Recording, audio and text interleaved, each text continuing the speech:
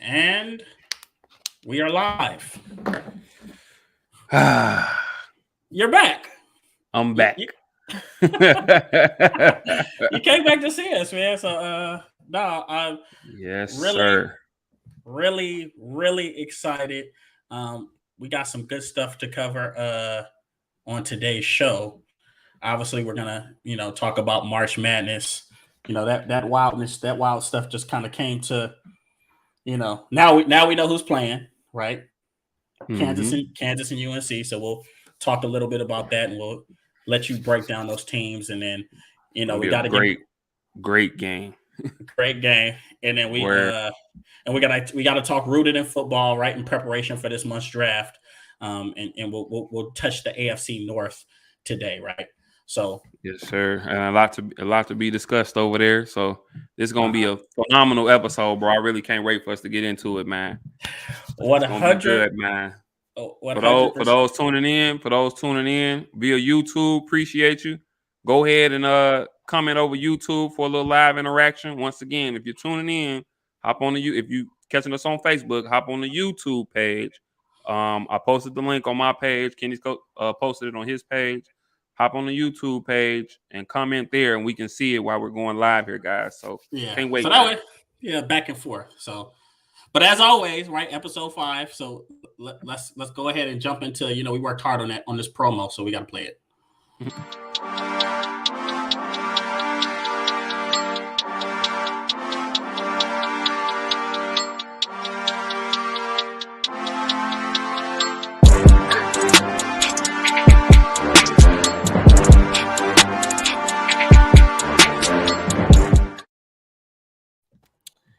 And we Buddy, are back, let's right? Just go.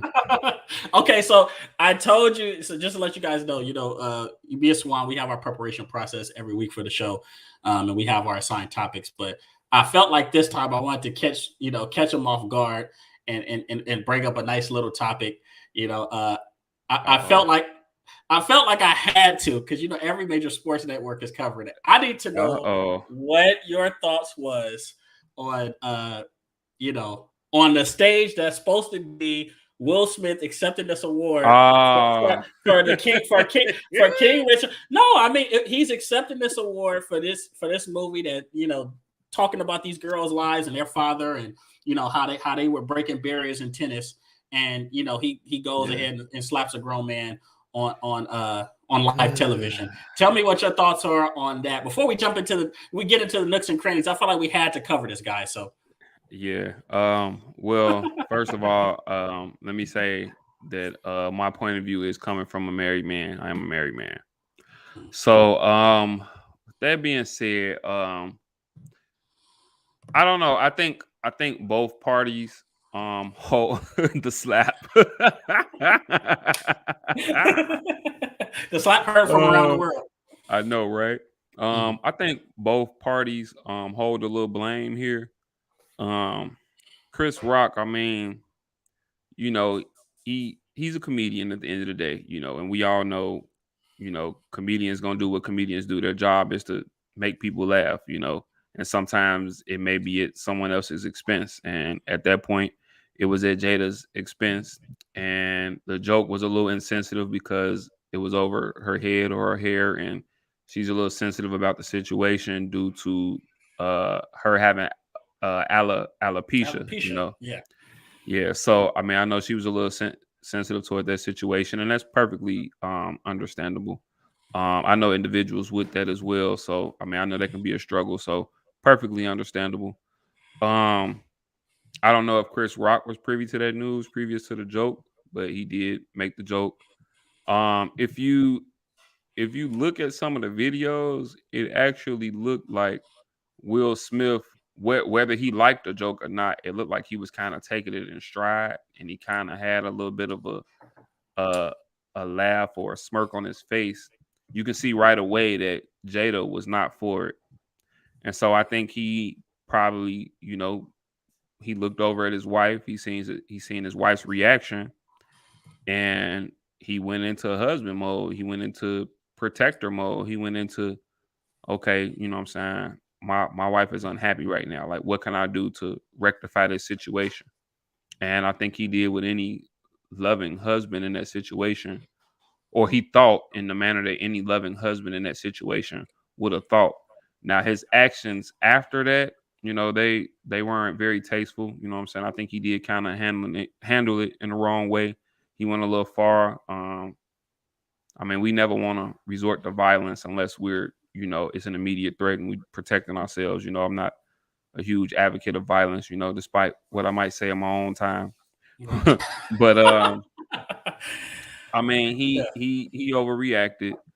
I don't know. I just hope that both parties learn from this, and I hope eventually this boils over. I hope this doesn't ruin real Will Smith's career, because I mean it was a storied career, and this night was about him. You know what I'm saying? It put a stain on a night that was about him. He became the sixth African American male in the history of the Oscars to win the Best Actor award for his Right. role in King Richard, and it was well deserved. If you haven't seen King Richard, go ahead and see it. Great movie.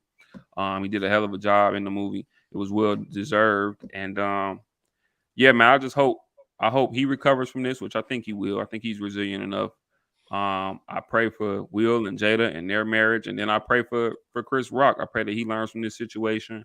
I pray that for all the comedians out there that are going out doing shows, that people don't take this as a reason or a sign to just hop up on stage and resort to violence, because Chris Rock handled himself well, but Lord forbid somebody come across the wrong person on the wrong day, and Jesus take the wheel. I mean, I agree. As a person that's definitely at a time been a long term, as he should My have protected. That's great. Look, my okay, and for those that's from my wife saying he should have protected his queen. So right. there's a woman's point of view for you. And once again, I don't think it's anything wrong with that. I just think the stage, based on the stage and the magnitude of the award that he was getting, and it just the fact of it being at the Oscars, I felt like that's something he could have handled behind closed doors. I think that's if we want to use wherever we're from, that's the OG way to handle things. You catch them backstage, or even if you want to, when Yeah, you accepted your award, then you be like, hey, I didn't like that. Then then it's a lot more tasteful. But I felt like I agree. and just a little bit, and I'm sure people will agree or disagree with me on this, but I felt like it was kind of tarnished. I hurt the black community a little bit. I think it I can kind of, agree with that. yeah, I think it kind of set us back a little bit, and once again, it hurts so much because he's not only as Will himself getting an award, which is already prestigious, as you just mentioned in Oscars history, it puts a little bit of a stain, or it kind of drives a narrative away from a movie that was about Venus and Serena's father, who helped them break barriers in pretty much a predominantly white sport. So Indeed.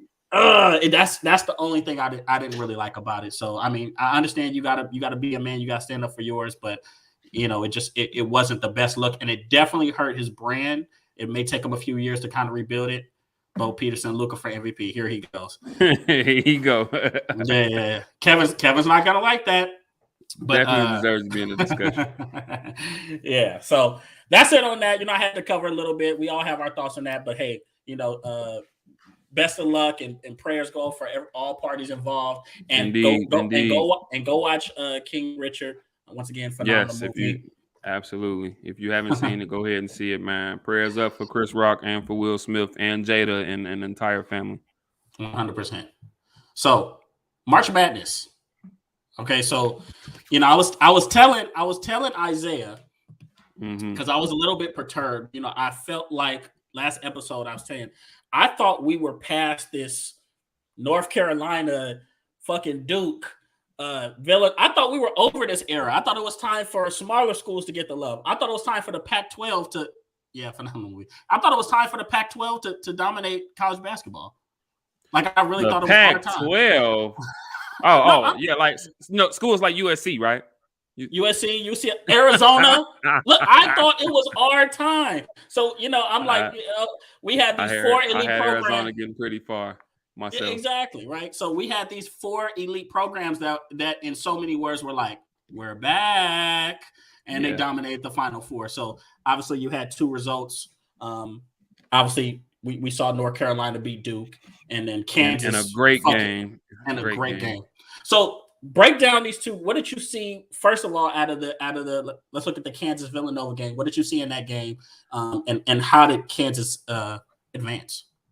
Well, first of all, two great teams, two great coaches, two future Hall of Fame coaches. All the coaches in the Final Four, phenomenal.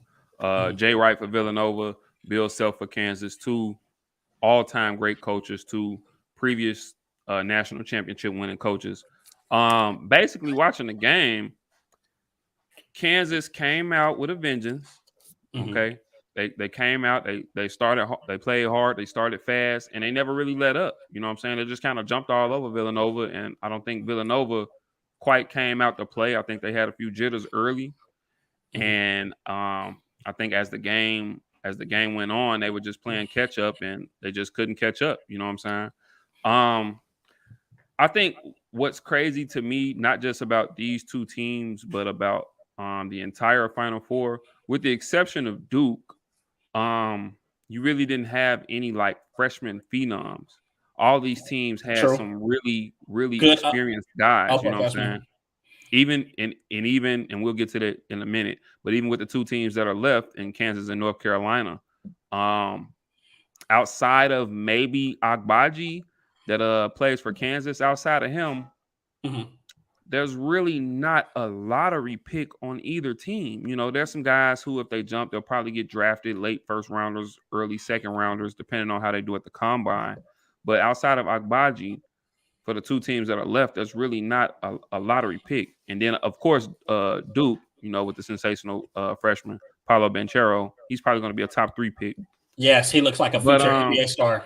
Yeah, I really like that kid. But yeah, just getting back to them two teams. I mean, I think Kansas just came out without the jitters. They started fast. They was playing hard from the beginning. Villanova was trying to play catch up, and I think Villanova is notorious for starting 3 or 4 guards. They're notorious for So they playing play kind of small. small. So they small. Yeah. And in this instance here, Kansas had a few bigs. One in David McCormick, you know what I'm saying, who was able to kind of make a difference and pay dividends, you know what I'm saying? And they was just able to kind of pound them on the inside, and it just wasn't Villanova's day, you know? And I always say that in a tournament, guard play is important. And but Kansas got both. Yeah, exactly. You know what I'm saying? They have a really solid big in David McCormick. He's still a little raw, but as far as his offensive game, but he's a solid big. He'll get on there and battle and rebound. He makes his presence felt. But both backcourts are great. I think that yesterday Kansas just showed that theirs was a little better. They were a little more experienced, and honestly, I think the better team won. I mean, if you watched Kansas all year, you know they've been pretty consistent. They've been pretty great all year in the Big 12. I'm finna say the Pac-12 in the Big 12 conference. They've been pretty good all year. Villanova, they started out a little slow, but as a Jay Wright team, but as a Jay Wright team does, toward the middle of the season, he got them together and they made their run on to the Final Four. But yeah, I just think as far as that game, man, I mean, Kansas started fast, Villanova started slow, and they were playing catch up the whole game. And I will say this: they out rebounded the hell out of Villanova. I think that was the difference. Exactly, it was, man. Yeah. Like I said, I mean, Villanova is notorious for playing a lot of guards. You know, like I said, they're notorious for starting 3 and 4 guard lineups. They like to play small and, you know, be able to fly around and run around and move on defense, switch everything. But when you're going against a team who's sizably bigger than you, who probably has more talent than you top to bottom, it's really important for you to control pace. And they came out slow. They allowed Kansas to play the game at their pace, and they were playing catch up the entire game. Okay. North Carolina Duke. So first of all, this is the first time, you can correct me if I'm wrong, first time in tournament history these two have ever met in the Final Four. Am I right or wrong? Yes, first time them meeting in the Final Four. Yes, right. And we got what we've been waiting for. We got what we paid for, right? Well, absolutely. Definitely got your money's worth out of that game. obviously Duke, North Carolina is the most storied rivalry in college basketball. You know, Mhm. every year, no matter the records, for my college football fans, Duke, North Carolina is like Ohio State, Michigan for football. I like the comparison.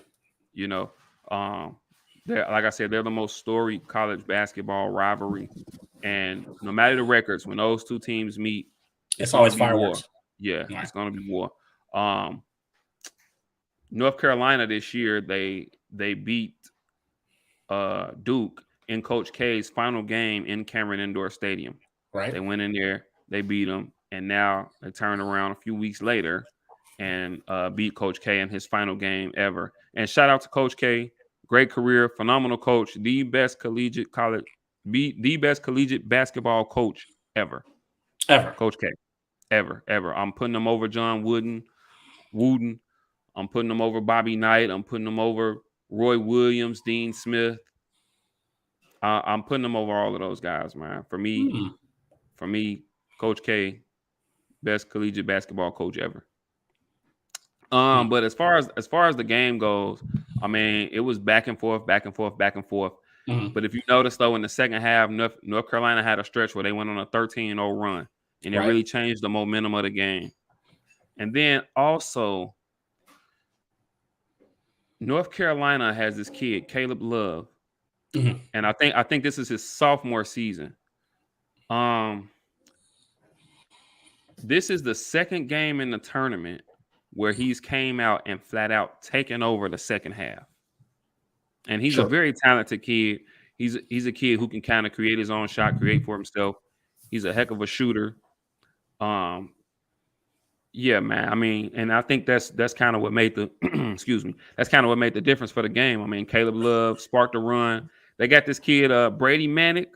Now, for those of you college basketball heads, Brady Manick has been in school probably about 4 or 5 years. He was previously at Oklahoma, Mm-hmm. but because of COVID and everything, he was able to take advantage of the transfer portal, Porter. just like all these other collegiate athletes are. Everybody's, if you look up now, everybody's transferring or everybody's in the transfer portal, and he was able to take advantage of that, go down there and really help a North Carolina team, and he's really paying dividends for them. You talk about the experience. You talking about him be a big who can stretch the floor, who can shoot. He's really paid dividends for them. And then last but not least for North Carolina, Bacat. Armando Bacot. Whoo, 21 rebounds. First of all, I think that was his second game in a row in which he had over 20 rebounds. That's I think ridiculous. against St. Peter's, I think he had a 20-20 game. Mm-hmm. And then yesterday, I know he twisted his ankle and everything, but he still fought through it. 11 points, 21 rebounds. Like, he is I think that, like I said, his offensive game, I think, is very raw. He's not going to make anything outside of the paint. You know what I'm saying? He still kind of struggles as far as getting out, guarding a pick and roll or guarding someone off the dribble. He's almost an ode to a prototypical big man. But I think the way you see him rebounding with that ferociousness, I think that the caliber of rebounder that he is might get him to the next level. Oh, Like I think you got. he's a phenomenal rebounder. Well, I think as long as when you go into the NBA, as long as you have to have something to hang your hat on. Mm-hmm. And if you can shoot, you may not be good in other areas. You can shoot, you can rebound. Mm-hmm. Right? There's a place and I for think you. that could definitely be a specialty for him, because I mean, I'm willing to argue that this season he was probably the best rebounder in college basketball, and I think he's proven it down the stretch. And then in that North Carolina team, I love the way they're put together because they have the type of team where they got skilled bigs, but then they have good guard play too. Guards You know what I'm as saying? well. Like So I they're said, pretty. I like Caleb Love, you know what I'm saying? The way he seems to step up. He seems to be their go-to guy when they need a bucket. They can kind of put the ball in his hands because he can create for himself. 28 points proves that. Exactly. And then RJ Davis he's a real prototypical floor general. You know what I'm saying? He gets guys where they needs to be. He doesn't turn the ball over. He runs that team well. And I mean, they won a really hard fought game. As you just mentioned, though, for Duke, Paulo Banchero, I'm almost sure he's going to jump. And he's projected to be a top three pick. Kills had a pretty good game too. He did, and Kills has had a solid season as well. And I wouldn't be surprised if I personally would love to see him go back to school one more year, but I wouldn't be surprised if he jumped too. The same with Williams, because schools like that, they don't rebuild, they reload. I know this is Coach K's last season, and he's passing the mantle to assistant John Shire, who's, by the way, Illinois native. John Shire played for Duke, but he went to a school here in Illinois. But yeah, he's gonna pass that mantle to John Shire, and then North Carolina, Hubert Davis is in his first year coaching North Carolina, as he got the mantle from Roy Williams, who retired last year. Another all-time great collegiate coach. By the way, he was going nuts at that game. He was, man, and it was good to see him, man. He's one of the, if I'm not mistaken, Roy Williams is one of the few coaches in college basketball history to win national championships at multiple schools, because obviously he won at North Carolina, and you might have to fact check me on this, but I believe he won one while he was at Kansas. Okay. So yeah, man. And I mean, Roy Williams went to North Carolina. I think he actually played for Dean Smith and then doubled back and coached them and won a couple championships for North Carolina. So, but yeah, man, I mean, that Duke North Carolina game was phenomenal. So, and so this is the biggest question. This is something I was asking myself because it was so evenly matched. Obviously, you mentioned that 13-0 run that North Carolina went on. For Duke, at least for me, you can correct me if I'm wrong, I felt like they just needed one more impactful performance, because you had, Banchero and you had Kills that kind of showed up. But once again, the score it was 81-77. I felt like I don't think anybody outside of that scored more than 10 points. Yeah. Because I think Banchero had 20, and if I'm not mistaken, Kills had about 18, 19. So I feel like they needed just I think they needed one more person to really show up and have an impactful performance, and that could have been what closed the gap. But you looked at North Carolina, man, they was having a party. If they wasn't rebounding, you had guys that was I forgot what they were shooting from three, but I know that they had a pretty solid game from three. But what do you think? What do you think Duke was missing? No, I agree with you. I mean, and I think in that you talked about Trevor Kills. I think also in that situation, Jeremy Roach could have stepped up. Wendell Moore could have stepped up. You know what I'm saying? So neither one of those. Jeremy Moore had 8, and Wendell Moore ended up with 10 respectively. He had 10 and 8. I mean, either one of those guys could have stepped up there. Even Mark Williams, you know what I'm saying? Mark Williams, who's their center, he could have stepped up. I mean, but yeah, it really wasn't outside of Banchero and Trevor Kills. It really wasn't a lot of help for him. Those are really the only two guys who can really kind of create for themselves as well. True. So it really wasn't a lot of help for him. And then come the second half, like I said, North Carolina went on that run. Their Duke's defense started to fail them. And then, like I said, man, North Carolina got some guys who's made some big shots. Like I said, Caleb Love. This is the second game in the tournament where he's came out and scored 20 or more points in the second half. So he's just been coming out in the second half hot. Brady Manick has been stretching the floor, making some huge long-range shots for him, huge threes for him as a big. Like I said, Armando Bacot's down there patrolling the paint. He's cleaning the glass up, And, I mean, yeah, man, unfortunately, Duke fell short. And although, and I've said this before, North Carolina is my favorite collegiate basketball team. And although that's the case, I can't lie and say that part of me didn't want to see Coach K, just kind of get to the championship game and, go out on top, man. Because like I said, I already said I think he's the best collegiate basketball head coach ever, but he's just a phenomenal basketball head coach. Period. Just considering, the pillar that he is for the game of basketball and all that he's done for the game of basketball, all the lives he's touched, the hundreds of players that he sent to the NBA, the hundreds of superstars that have went to Duke, all the guys that he's recruited. I mean, just what he stands for, what he is for the game of basketball. No real scandals. You never heard his name in anything crazy. I mean, he was just a real pillar, and I'm sure college basketball and the game of basketball as a whole will miss Coach K. So let me ask you this. So obviously, having broken down those two games, How does Kansas and North Carolina match up? Like looking Who? at that, like we know they, we obviously we know it's going to be some battle of the bigs, but just looking at the Mhm. team top to bottom, who are some impact players? Who are some players that you think that are going to be X factors? Like, what are the positives and negatives? Does Kansas have an upper hand in any area of their game? Does North Carolina have a upper hand in any part of their game? What do you think? I honestly think that this is almost as evenly matched of a matchup as you can get. Okay, Both teams, like I said, both teams have some experience. Both teams are at the top of their games right now. Both teams have two bigs who can really kind of patrol the paint, really kind of take over a game in the paint. Armando Bacot last game, he twisted his ankle, and he said he's definitely going to be able to play tomorrow. But I think it'd be interesting to see if he's at 100%, because if he's not, that could be extremely detrimental to North Carolina. mm, But I think these teams match up really well. They both got wings that can make plays, and Caleb Love from North Carolina and Agbaji for Kansas. They both got as far as X factors. mhm. As far as for Kansas, I think if Jalen Wilson can kind of step up, because I remember last year when I was watching Kansas, I was like, man, who is this Jalen Wilson kid?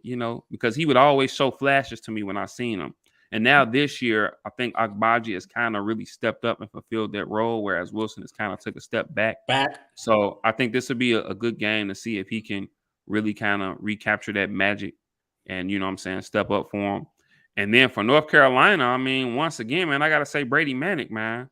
If he can continue to step out and stretch the floor out as a big and continue to knock down that three, is gonna maybe bring. Well, actually, I don't even think they'll have McCormick guarding Brady Manick. They'll probably have McCormick um, guarding Armando Bacot, and that's going to Which be I a think. battle.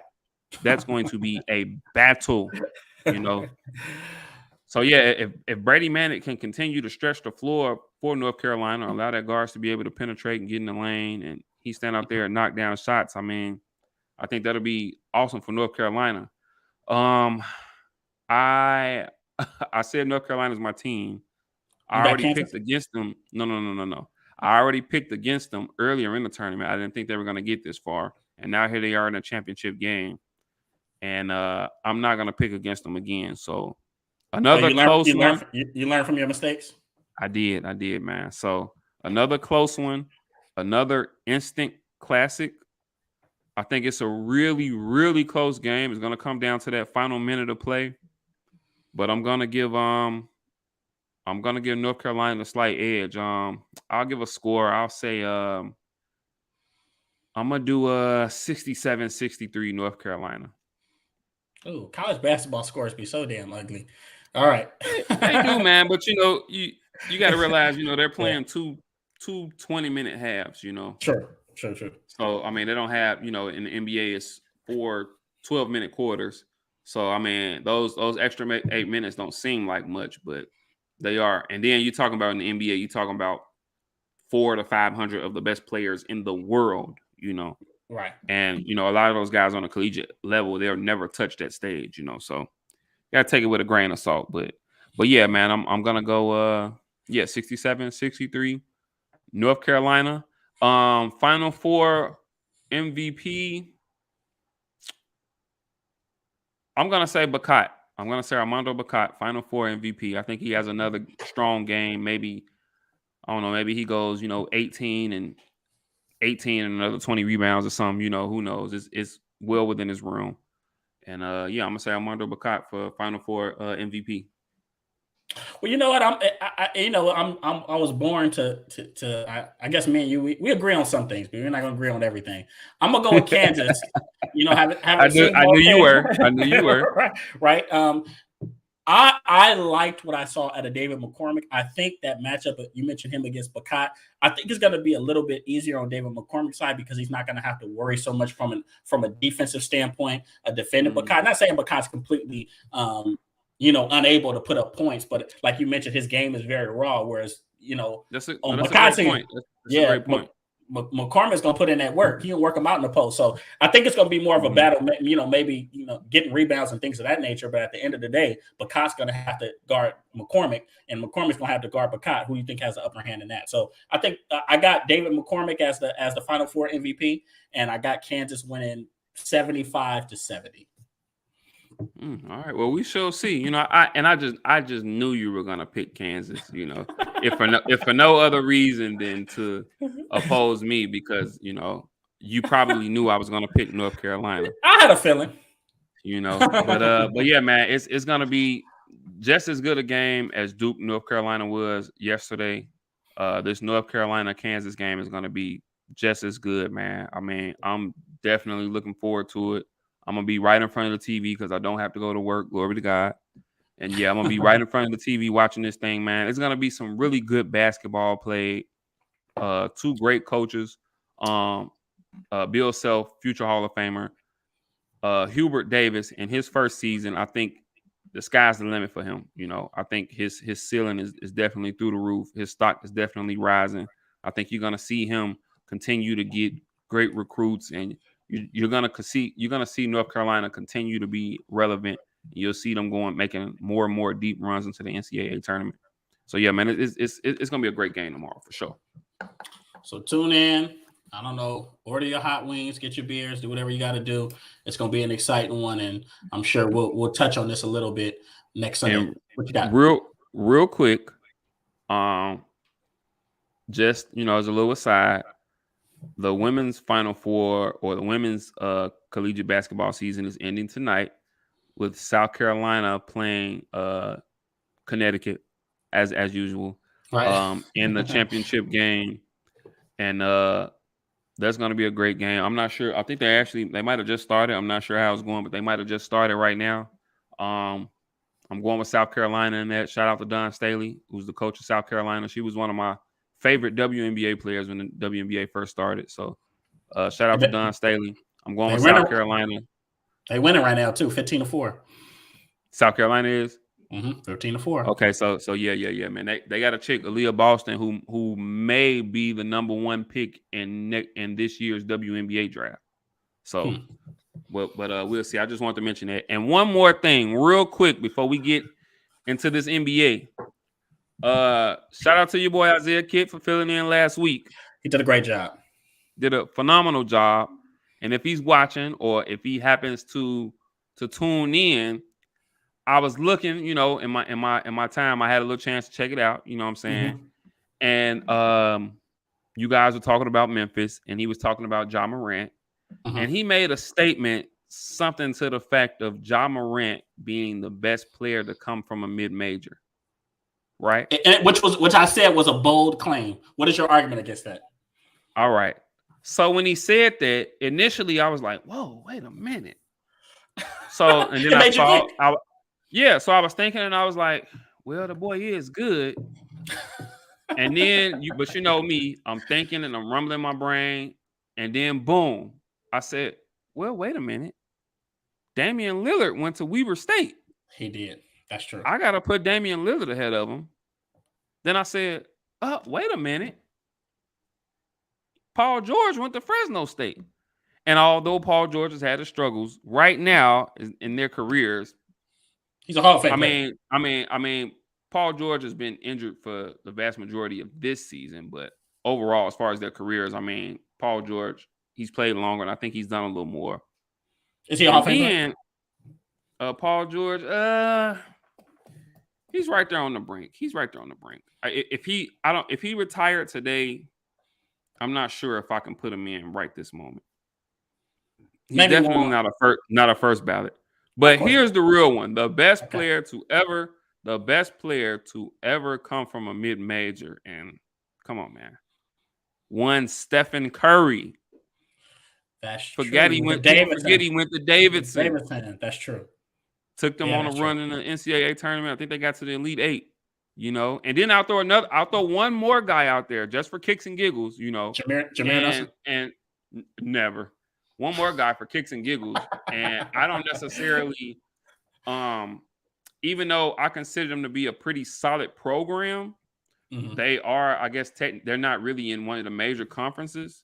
But people forget Kawhi Leonard went to San Diego State. He did. So I don't know. I just thought I'd throw that out there if he's watching or whatever. When he said that, it just made me really kind of rack my brain. I thought of a few guys, and then but for me, Steph is the best player to ever come from a mid-major. All right, but you can't knock him for saying that, right? Because no. Yeah. And Ja Morant, this is only year 3 for him. So Ja Morant, the sky is still the limit for him. He's still adding to that resume. Was it year 3 or year 4? I believe this is year 3 because he came in, he was second. Zion was so I believe this is year 3. Could be. I believe you can fact. It's going by fast. Yeah, you're right. Yeah. But either way, I mean, we're talking about guys in Dame and Paul George and Steph Curry who are over 10 years in the league now. You know what I'm saying? So Ja is still his resume is still being written. And we probably still are yet to see Ja Morant's best basketball. So, but which is as scary. Of right now, it is. But as of right now, scary. Best player from a mid-major, got to go with Steph Curry. Then Jameer Nelson. He didn't go to a mid-major. Did he go to mid-major? He went to St. Joe's. Went to St. Joe's. Yeah. He actually, fun fact, they were undefeated, got to the NCAA tournament. I think they lost in the Elite 8. But he actually played on the same college team as Delonte West. He did, and they were good. They were good combo. They were good. Yeah. Like I said, I think they went undefeated through the regular season, if I'm not mistaken, or they maybe had one loss or something. But yeah, he actually played at St. Joe's with Delonte West. Yeah. See, guys, let's put some respect on Jameer Nelson's name. Anyways, stop it. Cut it out. Another story for another day. Since we're talking about young stars, we talked about Ja Morant. I guess I can't say enough about what the Celtics are doing and Jason Tatum kind of really coming into his own as a leader. They've literally won after today. They've won 30 of their last 38 games, and if I'm not mistaken, they're number 1 in the East, in the Eastern Conference, or number 2. They're second now. Okay, they're second now. Miami's 1, and then they're a game and a half behind them at 2. Right, and Milwaukee lost. So Milwaukee's in third now. Right. So, what are your thoughts? This kind of came out of nowhere because I think a few months ago, we were on Rooted in Sports Community. We were on Rooted Sports Community talking about, hey, they need to separate and split Jaylen Brown and. I remember you guys having that discussion. Yeah, it was a very in-depth discussion, and a lot of reasons why we thought that they should kind of blow the whole thing up. But out of nowhere, now they're one of the best. If I'm not mistaken, they're the best defensive team in the NBA right now, and they have been for the last 2 to 3 months. So, what do you think? What do you think turned around for them? What changed? Well, speaking of defense, I think they've kind of taken on the identity of their coach, first-year coach Ime Udoka. We're talking about a guy who's a student of Greg Popovich. You know what I'm saying? He coached under Greg Popovich. He was one of Greg Popovich's assistants for a number of years. And so when you talk about defense, I think they've kind of taken on the identity of their coach. I think that you've seen Jaylen Tatum really begin to be he's taken that next step. He's slowly put himself in the MVP conversation. I still maybe have at least 3 or 4 guys ahead of him, but he's with the turnaround that Boston has had, he's at least put himself in that conversation. And I think 5. With Jaylen, I might maybe 5, 4 or 5. Right? But I think that the maturation that we've seen in his game, from a standpoint that he's becoming much more of an efficient scorer. Right. You're not seeing him take as many bad or tough shots. He's moving the ball around and he's finding ways to get solid shots within the offense. Because I think earlier in the season, I think we all almost wrote them off for dead. Yeah, I did. Jason Tatum and Marcus Smart were, they weren't seeing eye to eye. They were having their little spats and they were throwing their little jabs in the media at each other. And it was almost to the point where they were actually considering, moving Marcus Smart.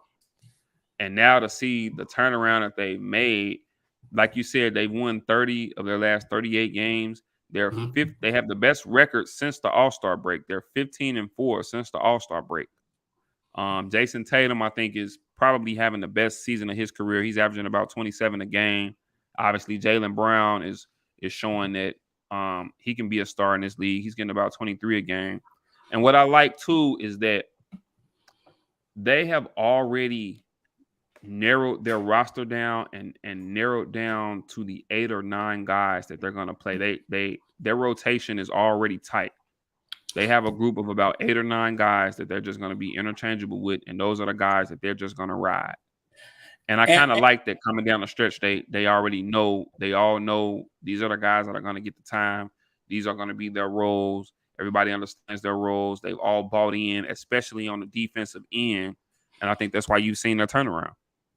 I want to mention something else because I was able to catch a Jason Tatum interview, and he talked about the importance of them bringing Al Horford back, That's a big and point. put Yeah. and starting him next to what's it, Robert Williams, and I think real quick, I think Robert Williams, he's going to be out for about 4 to 6 weeks, I believe, because I towards think he meniscus. has a torn meniscus. Yeah, And they're really going to kind of feel that loss because he, outside of Al Horford, he was like their real true big as far as in the post. You know, he Right. was a guy that would get down there and bang and rebound, and he's athletic and he's a great shot blocker. He was getting about 2.5 blocks a game, so he's a great shot blocker.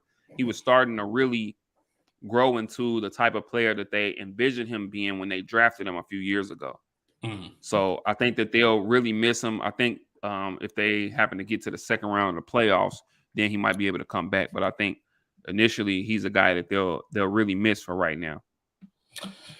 And something else, obviously you mentioned, Jaylen Brown, who I've been saying for years. Sometimes you watch Jason Tatum and you watch Jaylen Brown, and there are literally games where you're like, who's better, right? Because Jaylen Brown one of your Pac-12 guys, he went to Cal, right, and he'll show up out of nowhere, so he's been pretty consistent. But the biggest thing is I feel like they have more fluidity on offense, more balance, because they're getting guys. What Daniel Theis, he's kind of getting and more of an impact. they just brought him back to the team at the trade deadline. He wasn't right? with them, but they just brought him back to the team at the trade deadline. Yeah, Peyton Pritchard, he's starting to put up give a little bit more. Guy that they drafted, out of Oregon. Right, and then we know Marcus Smart, he's going to contribute on both sides of the ball. He is. And then like you said, I mean, they re-signed Al Horford, who, while he was there, he was really a leader for them, and now coming back, he's a great veteran voice. He's still yet another leader. He's kind of familiar with the team. He's familiar with the core group of guys. You know what I'm saying? They got Grant Williams, who they drafted out of Tennessee a few years ago, and he started to develop, and he's come and filled right into his role. He's a 6'8" kid, you know what I'm saying, who can guard multiple positions, and he's able to he's learned how to knock down a three at a consistent basis. At the trade deadline, they ended up trading Dennis Schroeder, and they got this kid Derek White back from San Antonio. I believe he was with San Antonio, and they got him back. He's another kid who can kind of shoot a little bit. He's a little closer of a point guard, so to speak, because I think that if Boston has one weakness to me, other than, them not having a lot of size, it's the fact that they don't necessarily have a real true point guard. That's true. Derek White might be the closest thing that they have to that, Now, moving forward, they're the second seed right now. As hot as they've been, I still don't, in a 7-game series, right now, I don't think they can beat Milwaukee. Philly? Philly's been so up and down. If I had to put my money on it, I would still take Philly in a series against them. Damn. And then Miami, I think they match up slightly better against Miami, if they were to get that far. But right now, I would still take Miami over them in a series too. So that's 3 teams that I'm pretty sure in the Eastern Conference that they could probably beat the Celtics in a 7-game series. But I think what they've done is just prove that, hey, you know what I'm saying, they're going to be a team to be reckoned with. What they've also done is prove that, hey, they got two guys who can go out and win them a basketball game or two Facts. in a series. So you're not just going to run over them. There's going to be a tough series. There's going to be a gritty series. You got two stars that you're going to have to worry about playing this team, and any team that plays them is looking at least a 6 or 7 game series. And earlier we talked about some of the defensive changes that was made. Udoka, Jason Tatum said the main thing that he has them doing, they're switching. I guess they're switching on every screen now, and that's something that from my understanding, he said they weren't really familiar for. They had never really done that on a consistent basis. And they looking at the makeup of their team, they might as well do that though, especially now. Especially now, since Robert Williams is going to be out for a while, they really don't have a ton of bigs. They got a bunch of 6'7", 6'8", 6'9s. So a lot of stretch fours. Yeah. Right. So why not allow all of these guys to just be interchangeable? And then even with a guy like Marcus Smart, who's only 6'5", but he has some size to him and he's tough. You're not just gonna probably play him at the 3 or something like that. Or maybe even some in today's game, maybe even against some 4s, because you're not just gonna push him around. He's a very tough, very gritty defender. So you're not just gonna push him around. You're not just gonna do what you want to do against him.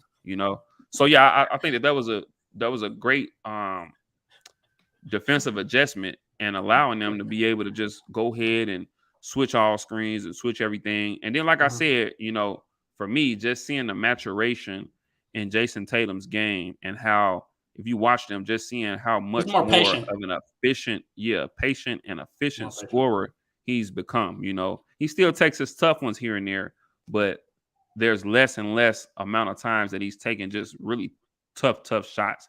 I think he's one of those guys that said Kobe was his greatest influence. And sometimes in the past, when you would watch him, you can see it. You can see it, You can see it. For sure. He's a true Kobe disciple. And Jason Tatum's always been an enigma to me. I always said he's one of the guys, one of the young, and still fairly young. Not Jason Tatum's what, 23, 24? I believe 24. 24, right?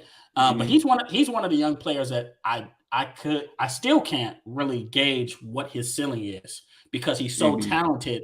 But you feel like maybe it should have came together a little sooner. But then once again, he's still young, and then he'll have that one game where he scores 50 fucking points on a contending team, and you're like, man, this guy can be special. So maybe, hopefully, we're finally seeing him take the next step in his development. And as a scorer, he's just as good as any other one-on-one scorer that we have in the NBA. Right. You know what I'm saying? He's a guy who one-on-one, he's one of the toughest covers in the league. You know what I'm saying? He's a very solid shooter. He's a 3-level scorer. He can score around the bucket. He has a really good handle. I believe he's 6'8" or 6'9". So he's able to shoot over a lot of guys. You know what I'm saying? So, I mean, we're talking about one of the better one-on-one shot creators in the league. And then now, in turn, you're seeing Jaylen Brown become that way too. You know what I'm saying? Jaylen Brown has turned himself into a really efficient scorer. Coming into the league, there were questions about his jump shot. Right. But now, I mean, he's knocking that thing down so consistently, so effortlessly that you almost forget that this was a guy who was scouted as, a slasher coming out of college, an athletic guy, a slasher coming out of college. But I mean, another guy who's very efficient, who's shooting the heck out the ball, honestly. And he's getting about 23 a game himself. So you think Udoka was the coach that they needed for this young group? I think that's a question that's still has to gonna take some time to answer, because I liked Brad Stevens. I think that he did a phenomenal job with Boston. It was just, but he hit a wall. I almost want to say, he hit a wall. I almost want to say that, you can almost say he's another one of those LeBron casualties. He was running into LeBron a few years. And then, he had Tatum and Brown. The core, his real core, his franchise guys were still really young. Right. You know what I'm saying? The experiment with Kyrie Irving didn't necessarily work due to injury and due to Kyrie just not necessarily being the buying in. leader that they hoped he would be. They had Al Horford there, who made a couple All-Star teams with them before, but Al Horford has gotten older. So they seen Al Horford leave, and now he's come back and just kind of really feel his role as a veteran on their team. But I mean, I don't know. I like Brad Stevens as a coach, and I don't think he's done coaching. I think at some point you're gonna see him come out of Take a that job. front office and take another job. But as far as Emi Udoka, I mean, I think the verdict is still out on him. I think we're still yet to see, if he is exactly what they needed to get over that threshold. And couple that with the fact that the Eastern Conference, to me, right now, the Eastern Conference is now the better conference. And the teams in the Eastern Conference are just going to continue to get better and better and better. I mean, I guess you could say that, but I mean, the main teams that we talk about are a little disappointing. Like the Nets are disappointing. They are. Philly's a bit disappointing. I mean, obviously Miami had that spout, which I want to ask you about the other day. Jimmy, Jimmy trying to fight Spo. Jimmy gonna have one incident like that with every team he's on. That's just who he is, man. Right. And speaking of the Nets, like, let's be realistic here, and obviously before this season, I picked the Nets to come out of the Eastern Conference. Mm-hmm. And obviously for a slew of reasons, their season hasn't quite turned out to be as successful as I think they probably would have liked, or as we all probably expected. Mm-hmm. But let's be honest here. If Boston was to meet the Nets in a 7-game series, I think Boston can win. I'm not so sure about that. How you figure? They can't stop anybody. They can't, but we still talk. The Nets still have 2 lethal weapons. And now they've lowered their restrictions, so Kyrie Irving is able to play home games now. So you're talking about you're going to be playing Kevin Durant and Kyrie Irving full on. Now, I agree. The Nets still have some real defensive struggles. But at any given moment, either one of those guys can go off and get you a game. Hell, they lost yesterday, but Kevin Durant went for 55 yesterday. So let me ask you this. You don't think that Jason Tatum and Jaylen Brown could give it right back to him? I mean, they can. But I don't know, man. I think the way Jason Tatum can get you 40-50. He can, but the way or the level of scorers that Durant and Irvin are, it's just levels to it, man. And they're slightly better scorers than Jaylen Brown and Jason Tatum. And I think come playoff time, and this is the thing too, I think come playoff time with the Nets, you're going to see a lot of those veterans that they have down in the back of their bench who have all this playoff experience. I think you're going to see a lot of those guys really come around and start to pay dividends. Obviously, they got Patty Mills this year. LaMarcus Aldridge should be back right before the playoffs. I think LaMarcus Aldridge is going to play dividends. I think you're going to see a game or two where Blake Griffin comes up big. They got Seth Curry from that trade. I think Seth Curry's going to shoot the hell out the ball. Philly's missing him, by the way. They are. He's going to shoot the hell out the ball. I think you might see a game where Andre Drummond go out there and get 15 and 15 or something, and make his presence felt, what I'm saying is, and they're the 2 seed right now, and it's Boston's the 2 seed right now, and it's very feasible that Boston could play the Nets in a first round series.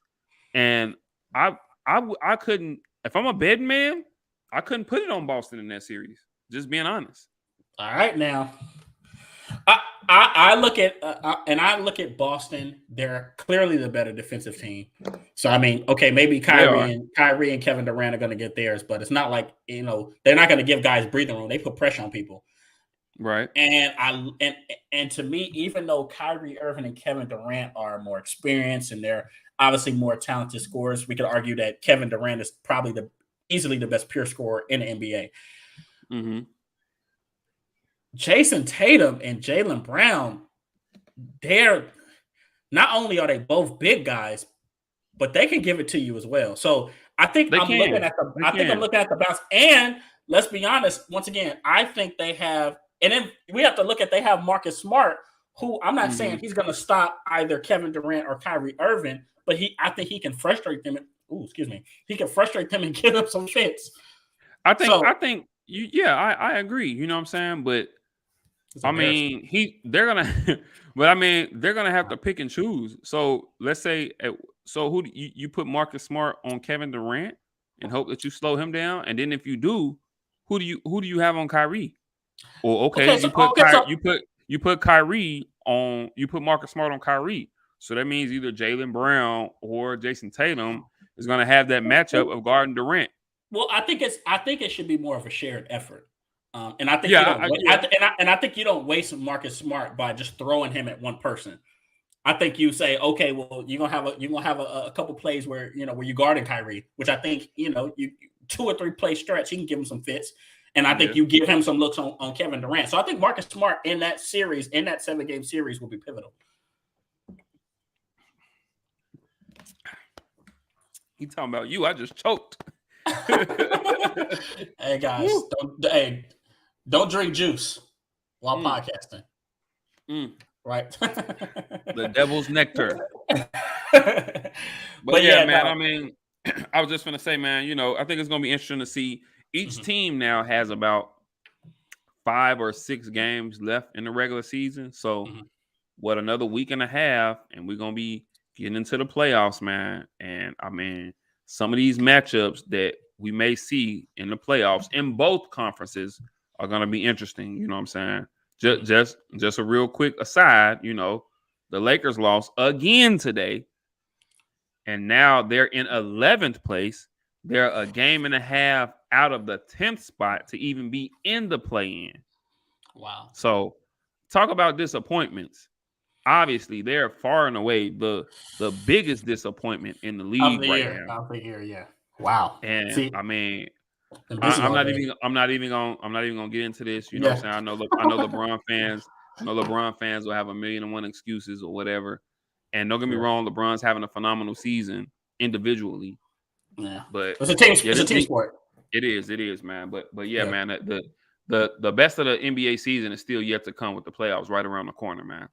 Yeah. So we'll definitely have to touch back on that and see and once the once the games the playoffs they kind of come together, it's more clearly defined. We'll definitely have some interesting things to talk about as far as some of these matchups, right? Indeed, So, indeed. you But know, it's that I time. right? It's the time to to talk about some football, It is. right? We've had a lot of interesting things going on. I think this has been probably the best NFL offseason in recent memory, probably in the past 20 years, easily in the past 20 years. I'd venture to say further, but we've had so many big name stars switch teams. We've had so many big free agents, Mm-hmm. so many big deals being signed. And Mm-hmm. honestly, it's still not over, right? Where the draft is the end of this month. And So there's still some pretty big name veterans who are still on the market, still yet to be signed, who can pay dividends. Like a exactly. Tyrann Matthew, you know what I'm saying? Right. I'm kind of surprised is still out there. And I think that's by his choice. I think that's by choice. I think he wants. Let's be honest. When when you have you got choices, right? And Mm-hmm. you can choose whatever team you want to go to. The best situation for you and your family because he has a family now. Mm-hmm. I think that's kind of where he's weighing his options. So I've heard going home to play for the Saints. Right? He's a New Orleans kid. I've Mm-hmm. heard going to Dallas. I've heard going to Philly. I've heard going to Denver, right? I've heard a lot of different scenarios for Tyrann Matthew, but yeah, once again, really, really, really good NFL offseason.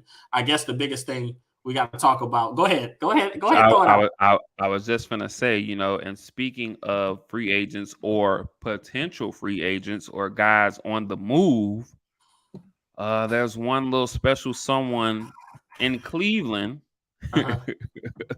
who has been through a lot and probably won't be there next year. And we're talking about one Baker Mayfield. As everyone knows by now, they went out there and they made the Cleveland Browns went out and made the move for Deshaun Watson. They signed him 5 years, 230, fully guaranteed. They went out there and they took a shot, and we'll see how it works. But I think ultimately, in them going out and getting Deshaun Watson, I think the writing's on the wall for Baker Mayfield, who, by all reports, a lot of reports said that even if they hadn't have made that move, Baker might have asked for, might not have showed up to camp and might have requested a trade anyway. So I just want to ask you, man, what do you think about this Baker Mayfield situation? And are there any landing spots that you can see for him where he can be successful? And why hasn't he been signed or traded, or why has the interest in him hasn't just gone through the roof yet? Okay, so there's two sides to this. Okay, let's start. And let me say that you and I we definitely differ on how we feel about Baker Mayfield. Exactly, right. And I'm sure, and this is our time to expound on that. So starting with Cleveland, okay. I think, okay, business is business. Can you be mad? You can't be mad at them going after Deshaun Watson as an upgrade. You can't absolutely be mad at them. I've already spoken and said what my thoughts was on that acquisition and how much they paid for it. I thought they made a big mistake, but that's once again another story for another day. Mm-hmm. Now, here's the thing. Do you think Deshaun Watson's the better quarterback though? Oh, clearly. That's not. But that's not the argument. I think it's just they gave up too much for him. Okay. So it's gonna impact them moving forward. But when looking at how they handled the Baker Mayfield situation, I mean, let's go ahead and let's be realistic. Okay, you're married. Okay, mm-hmm. So anyone that knows me knows I like to compare. Put my charger in. I like to compare quarterbacks and wives. Okay. Okay. So let's say before you leave the house, all right.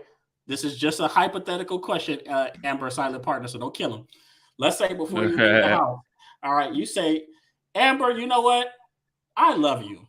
You're not. Nobody's perfect. We have a good marriage. You've treated me better than any woman I've ever been with. So, but it's this other chick that I kind of have my eyes on. I mean, man, she's I don't know. She's super beautiful. All right. She's an entrepreneur that makes $1 million. Whatever. I don't know. I just see her as a potential upgrade. I'm going to go on a date with this woman. Don't feel bad. I'm just going to see what chemistry we have going on. See if I can acquire this woman. What you think Amber's going to say? I mean, obviously she's going to feel some type of way. I'd probably be a single man, Right. You come home. That'll be it. As she walks in and gives me the eye. Right. As she walks in and gives you the eye. Sorry, Amber. Hypothetical question. I had to make the point. Baker Mayfield, Cleveland was so open, almost boastful that they were chasing Deshaun Watson. Mm-hmm. Why Baker Mayfield is still currently their starting quarterback. So I think we differ on the way they truly felt about Baker Mayfield. I don't think they in this hypothetical marriage, I don't think they loved him as much as you propose. I don't think they truly believe that he could get them to where they wanted to be. And I think that they proved it, and I think it is telling that they went out here and spent that much money guaranteed. They went out of their way because remember, Deshaun Watson took them off of his list. He did take them off his list, and they went out of their way and gave him an offer so astronomical that he had to reconsider. And I think the fact that they went out to do that, especially seeing all the allegations and everything that's surrounding Deshaun Watson, to me, I think that shows just how much they didn't believe that Baker Mayfield can get them to where they wanted to be.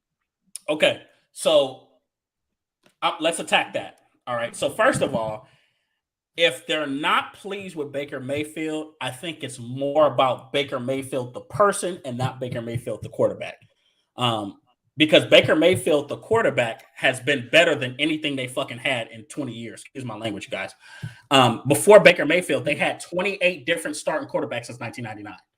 I agree with that. They were so astronomically bad at quarterback that Baker Mayfield, and I say this for other franchises, because there are certain other franchises that are in a similar category, your Chicago Bears included, where Baker Mayfield can argue he's one of the top 2 or 3 quarterbacks that they've ever had. Maybe has an argument for one, right? Because they haven't had anybody substantial.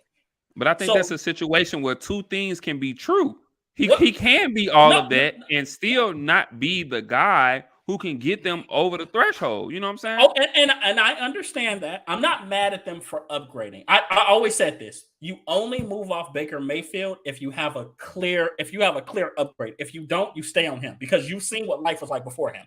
I think the last quarterback, and they're still taking a huge chance. Let me say that they're still taking a huge risk. They're still taking a very huge risk. Right. And to really look at and tell you guys before I jump into Baker to show you what the Baker Mayfield, the quarterback, has done. I mean, people tout him and try to make it like he's the worst quarterback in the league, and he's really not.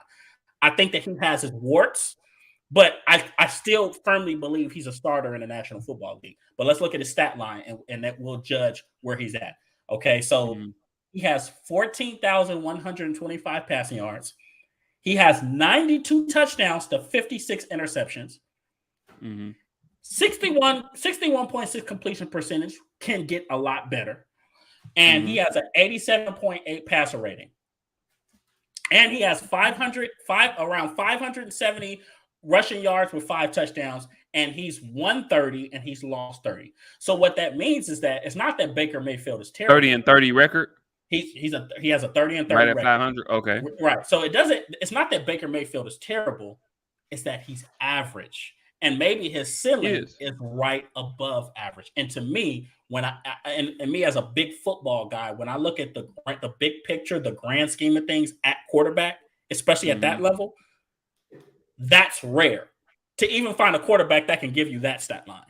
So once again, I applaud them for finding an upgrade. That they pay too much? Hell yeah, they did, because they're probably not going to make the playoffs. That we'll talk about that a little later. I don't have them making the playoffs, but I think that maybe Cleveland fans should appreciate Baker Mayfield just a little bit more, because it's kind of look. You know me, I make a lot of I make a lot of comparisons, right? Let's say you're in Chicago, right? You're on Skid Row or whatever street that the homeless people stay on, and this homeless man, he comes up to you, he says, "You know what, Ira?"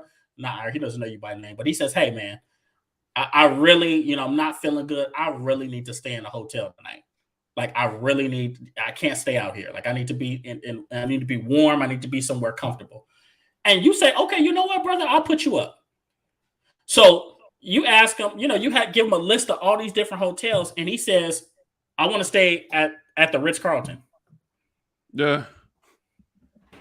You're gonna be like, you won't be in the room for me. You be like, you better take this Motel 8 or this it's a big massive difference, but you better take the La Quinta Inn or something like that. He won't be getting a room from Ira.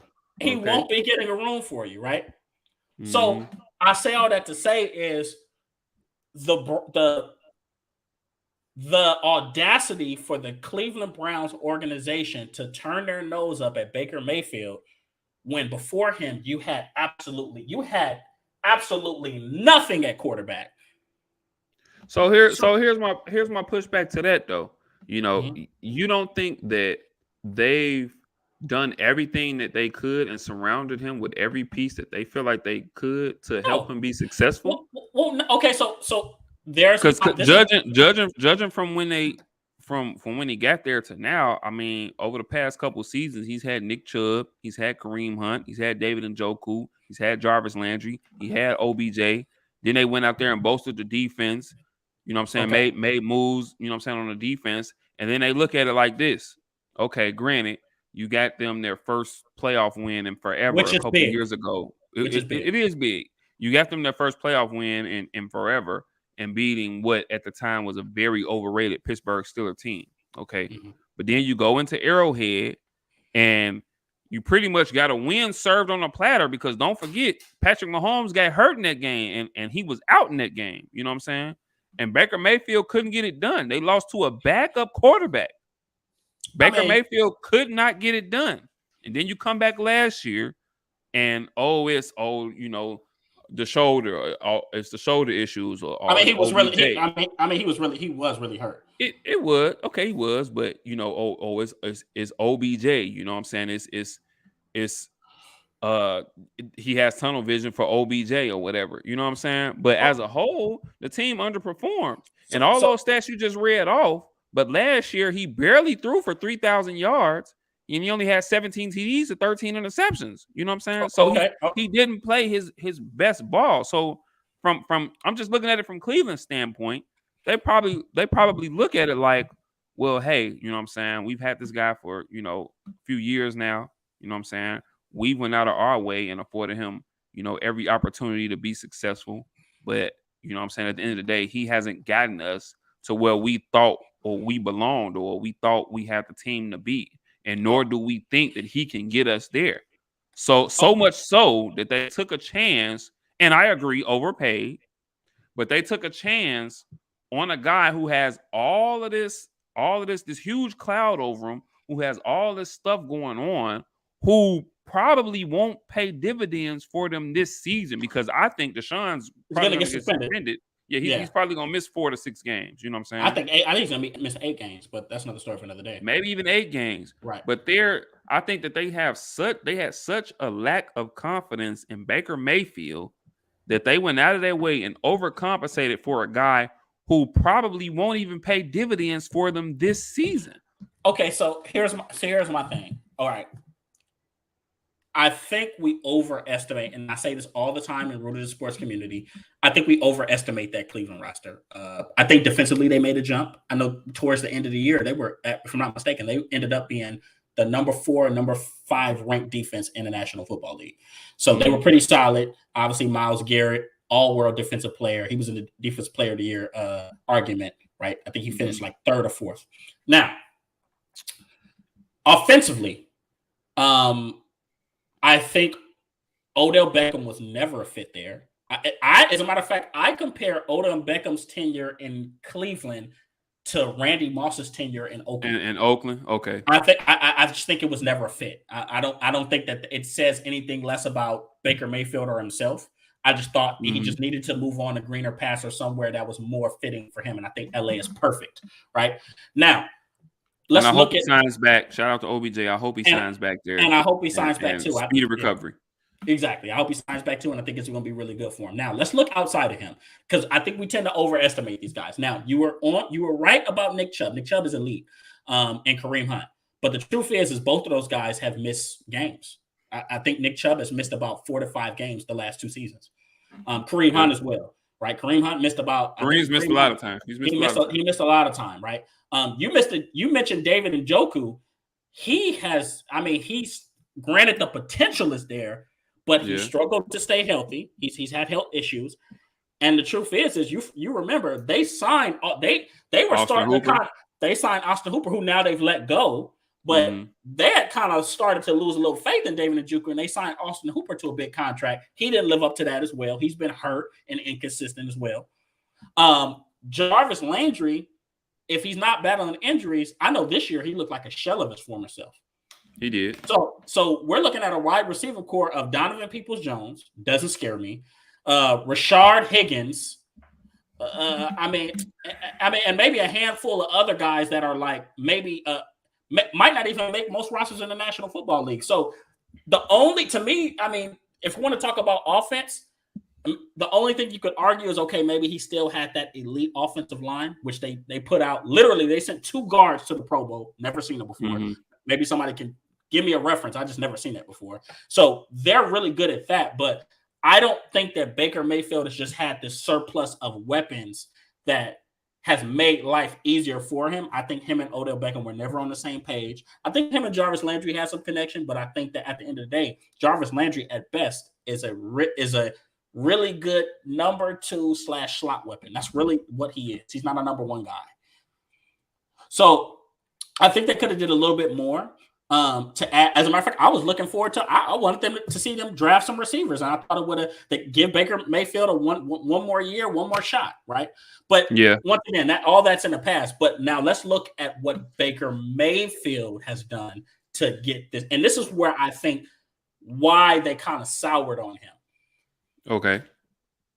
You can't be average and have an ego. And the thing about Baker Mayfield is not that I think he's, obviously we know his time at Oklahoma. He was very boisterous, very I loud, agree. cocky. And I think he's toned down a lot, but he's still kind of, I'm going to use, another guy. I'm using Colin Cowherd's word. He's noisy, right? Okay. He's always in commercials and this and that. You just hear from him a little bit more than you would like to. And he talks, so he has the personality of a top 5 quarterback or something. And he's not that exactly. Not. Like you said, he's average. We do agree that he's average. He's average, right? Yeah. Mm-hmm. So I think the thing is they fell out of love with Baker Mayfield, the person.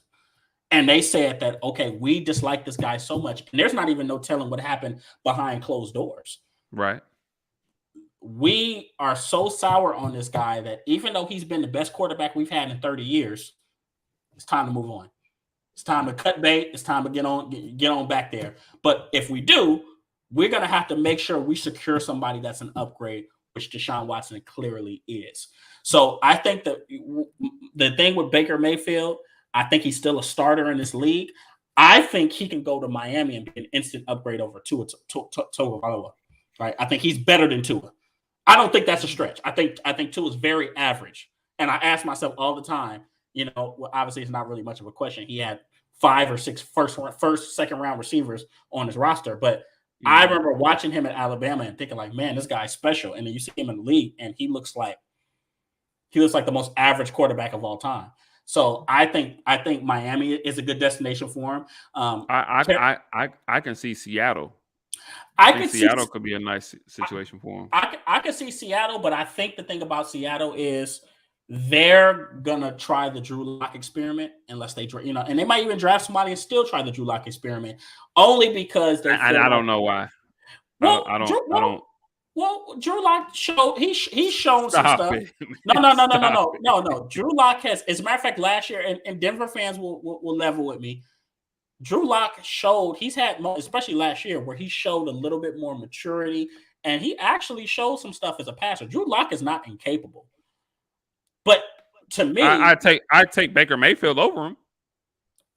100%. But once again, even if you take Baker Mayfield over him, just look at it from a franchise, from a front office point of view. Even if you feel like they're around the same place talent wise. No, I don't. I do not. I just think Baker Mayfield's. I think Baker Mayfield's a flat out better quarterback, and we both agree that we think that Baker Mayfield is average. Yeah, he's average.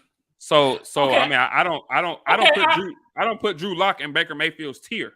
Okay, I will give you that, but I think they may like Drew Lock a little bit better as a person. And here's the thing: I don't think Seattle is planning on winning anything within the next 2 years. They're talking about selling the house and trading DK Metcalf and Tyler Lockett. So that's how much they're selling the house. They're talking about blowing the entire thing up. So they're like, we don't mind taking a year with a guy that even though we don't feel like his prospects are that high, we'll give him a chance. And what's the worst thing that's going to happen? We're going to lose a lot of games and be up high to pick a Bryce Young or a CJ Stroud next year. So I don't think that. Yeah. Go ahead. I'm sorry. No, I was just saying. I don't think Seattle is necessarily too bent out of shape about who they have at quarterback this year, unless they draft somebody, right? So that's kind of that. It remains to be seen. But I think that they're clearly in a rebuild. I got a dark horse candidate for him to go. And it'll be crazy to see him go here, but right there in the same division, Pittsburgh. Yeah, well, a lot of people are talking about it. And it's been rumored there. How do you see that fit? Could you see that happening? And do you think that can be a successful fit for him? Okay, so I could see it working because he's going to go to a team with, and anybody can fight me on this. I think Pittsburgh has better weapons at receiver, and Deontay Johnson and Chase Claypool, and Najee Harris is kind of putting his stamp and becoming one of mark my words, next 2 years, he's going to become eventually, he'll become one of the top 3 or 4 running backs in the National Football League. I'm with you I on think, that. I think I Najee do like Harris him. is, I yeah, like him. he's that Him good. and Jonathan Taylor. I think those are some of the guys that you're going to see take that mantle. And Well, Jonathan Taylor's there now, but Najee Harris is he just and he has still has a long. Jonathan Taylor still has some years to yeah, run. these are young guys, right? Yeah. So I think that could be a really good fit for him. But here's the thing, and once again, that goes with personality. You can't be average and have an ego. It took for me to really do research this offseason to realize how much people really like Mitch Trubisky. They Yeah. love him. And I Like, mean, I'm a Bears fan, and he has some tools. He wasn't for me. He wasn't the most accurate of quarterbacks, but he mhm, has some tools. I definitely think Matt Nagy didn't use him properly, and I right. also think that just watching him, I also think that Mitchell Trubisky is a much better passer on the move. And I didn't think Matt Yes. Nagy got him out the pocket enough. You know what I'm saying? To add to the fact that he is great using his feet. I don't think Matt Nagy got him out the pocket enough. So I think it'll be interesting to see if as time goes along, if he is the man in Pittsburgh, and we'll get to Pittsburgh in a minute. Yeah. But if they do stick with him, behind center, I think it'll be interesting to see how they scheme up the offensive game plan for Mitchell Trubisky. Exactly. So that's the hurdle for him there. I mentioned him being noisy earlier. You have to handle situations like that with grace. Look at Mm-hmm. Alex Smith when he got benched for Colin Kaepernick. How did he handle that situation? He shut the hell up. Mm-hmm. He was supportive, and what people saw was a classy guy. Okay, yeah, he Yeah. got benched for Colin Kaepernick, who I think he still should have started over. Another story for another day. But I think that teams saw that and they're like, okay, I would love, even if he's not my starter, I would love a guy like that in my locker room. And Look at Baker kind of came into the league with that attitude because if you remember back his rookie season with Hugh Jackson, and Hugh Jackson told him, hey, you'll probably be our number 2. We're probably gonna go with I believe it was Tyrod Taylor, which and that turned. which you should have started over him from day one. He should have, and even though that turned out to not be the best decision, to see the way he handled that moving forward, and once he did get that starting job, he chirped. If you remember the whole situation when they let Hugh Jackson go, and Hugh Jackson was on Cincinnati staff, and they had the game against Cincinnati, and him going back and forth with him on the sideline and all that, it kind of showed a level of immaturity, especially from a guy who second year, you didn't want to see that from him at that level. You know what I'm saying? And he hadn't reached, even though he was showing flashes, he was showing flashes, but after his first or second season, we didn't think Justin Herbert, Joe Burrow. No. We did not at all. So I think once again, it's the personality. And another thing to think about, you talk about him going to Pittsburgh against Mr. Trubisky, a big, and I've heard these questions about Baker Mayfield is that he runs from competition. A lot of people don't remember this, but he started his career at Texas Tech, and he left. Once as Patrick Mahomes was coming to Texas Tech. Cliff Kingsbury was there. He had actually gotten benched first because I know I think he had got injured, but he had wound up getting benched. I forgot who the other quarterback was. But yeah, he left and then he transferred to Oklahoma and then got to start there. So there's some people saying maybe he's not big on competing and grinding out against other guys. So I don't know how that would work out in Pittsburgh, but I think that the way he handled this situation with Deshaun Watson, he should have shut his down. First of all, whoever his PR person is, if he even has one, they're terrible. They need to get fired. Because they should have told him, shut up, don't say anything, don't say a lick of nothing. And I guarantee you the market for him would have been a lot bigger. Teams would have been like, okay, we'll take him. Because he's really not a terrible quarterback. He's actually, to me, I think his ceiling is Jimmy Garoppolo. And you can win with Jimmy Garoppolo. I think that's his ceiling as a player.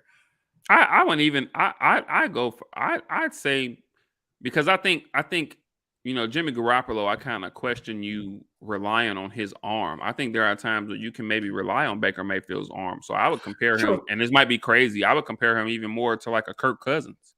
You know what I'm saying? Which is fair, right? And right, because Baker Mayfield can throw the football, right? Yeah. So that's kind of what happened to his prospects. I think he's going to get released. I think that's ultimately what's going to have to happen. Yeah, I And think so. this And goes he in has no the Browns have no leverage with him now. they So have they're no not really gonna get much. They're gonna have to release him. well, they're going to have to release it. And plus, you got to look at, and I could say this because obviously we covered the NFC East, and I talk about the Cowboys. Look Mhm. how the Cowboys handle some of their players. You can't tell the world, hey, I got this player. I don't really like him. I'm ready to move off of him. Hey, you want to trade for him? They're gonna be like, no, go ahead, Right. release him. We'll wait on it. So there's some teams that Right. probably like Baker Mayfield, but they're gonna wait for him to get released. So once again, I like Miami for him. I think he would instantly start over. I think he'd be an instant upgrade over Tua. Outside of that, everybody else is really out on them. I think somebody's gonna reveal themselves and show that, okay, we actually value this guy and feel like he could be Robert Swanson. How do you feel about Baker Mayfield? Oh, okay. So Hmm. I'll tell you this. Interesting. I will Interesting. I will tell you this, Robert. With Sean Payton, I would have loved him.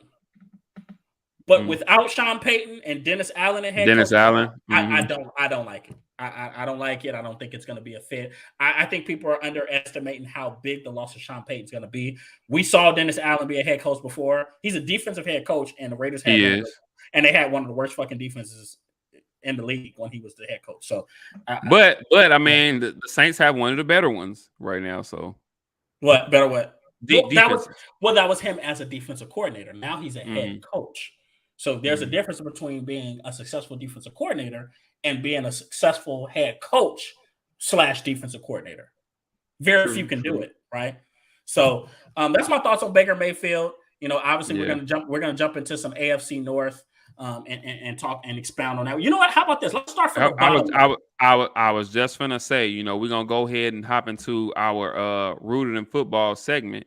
And as it just so happens, we're covering the AFC North this week.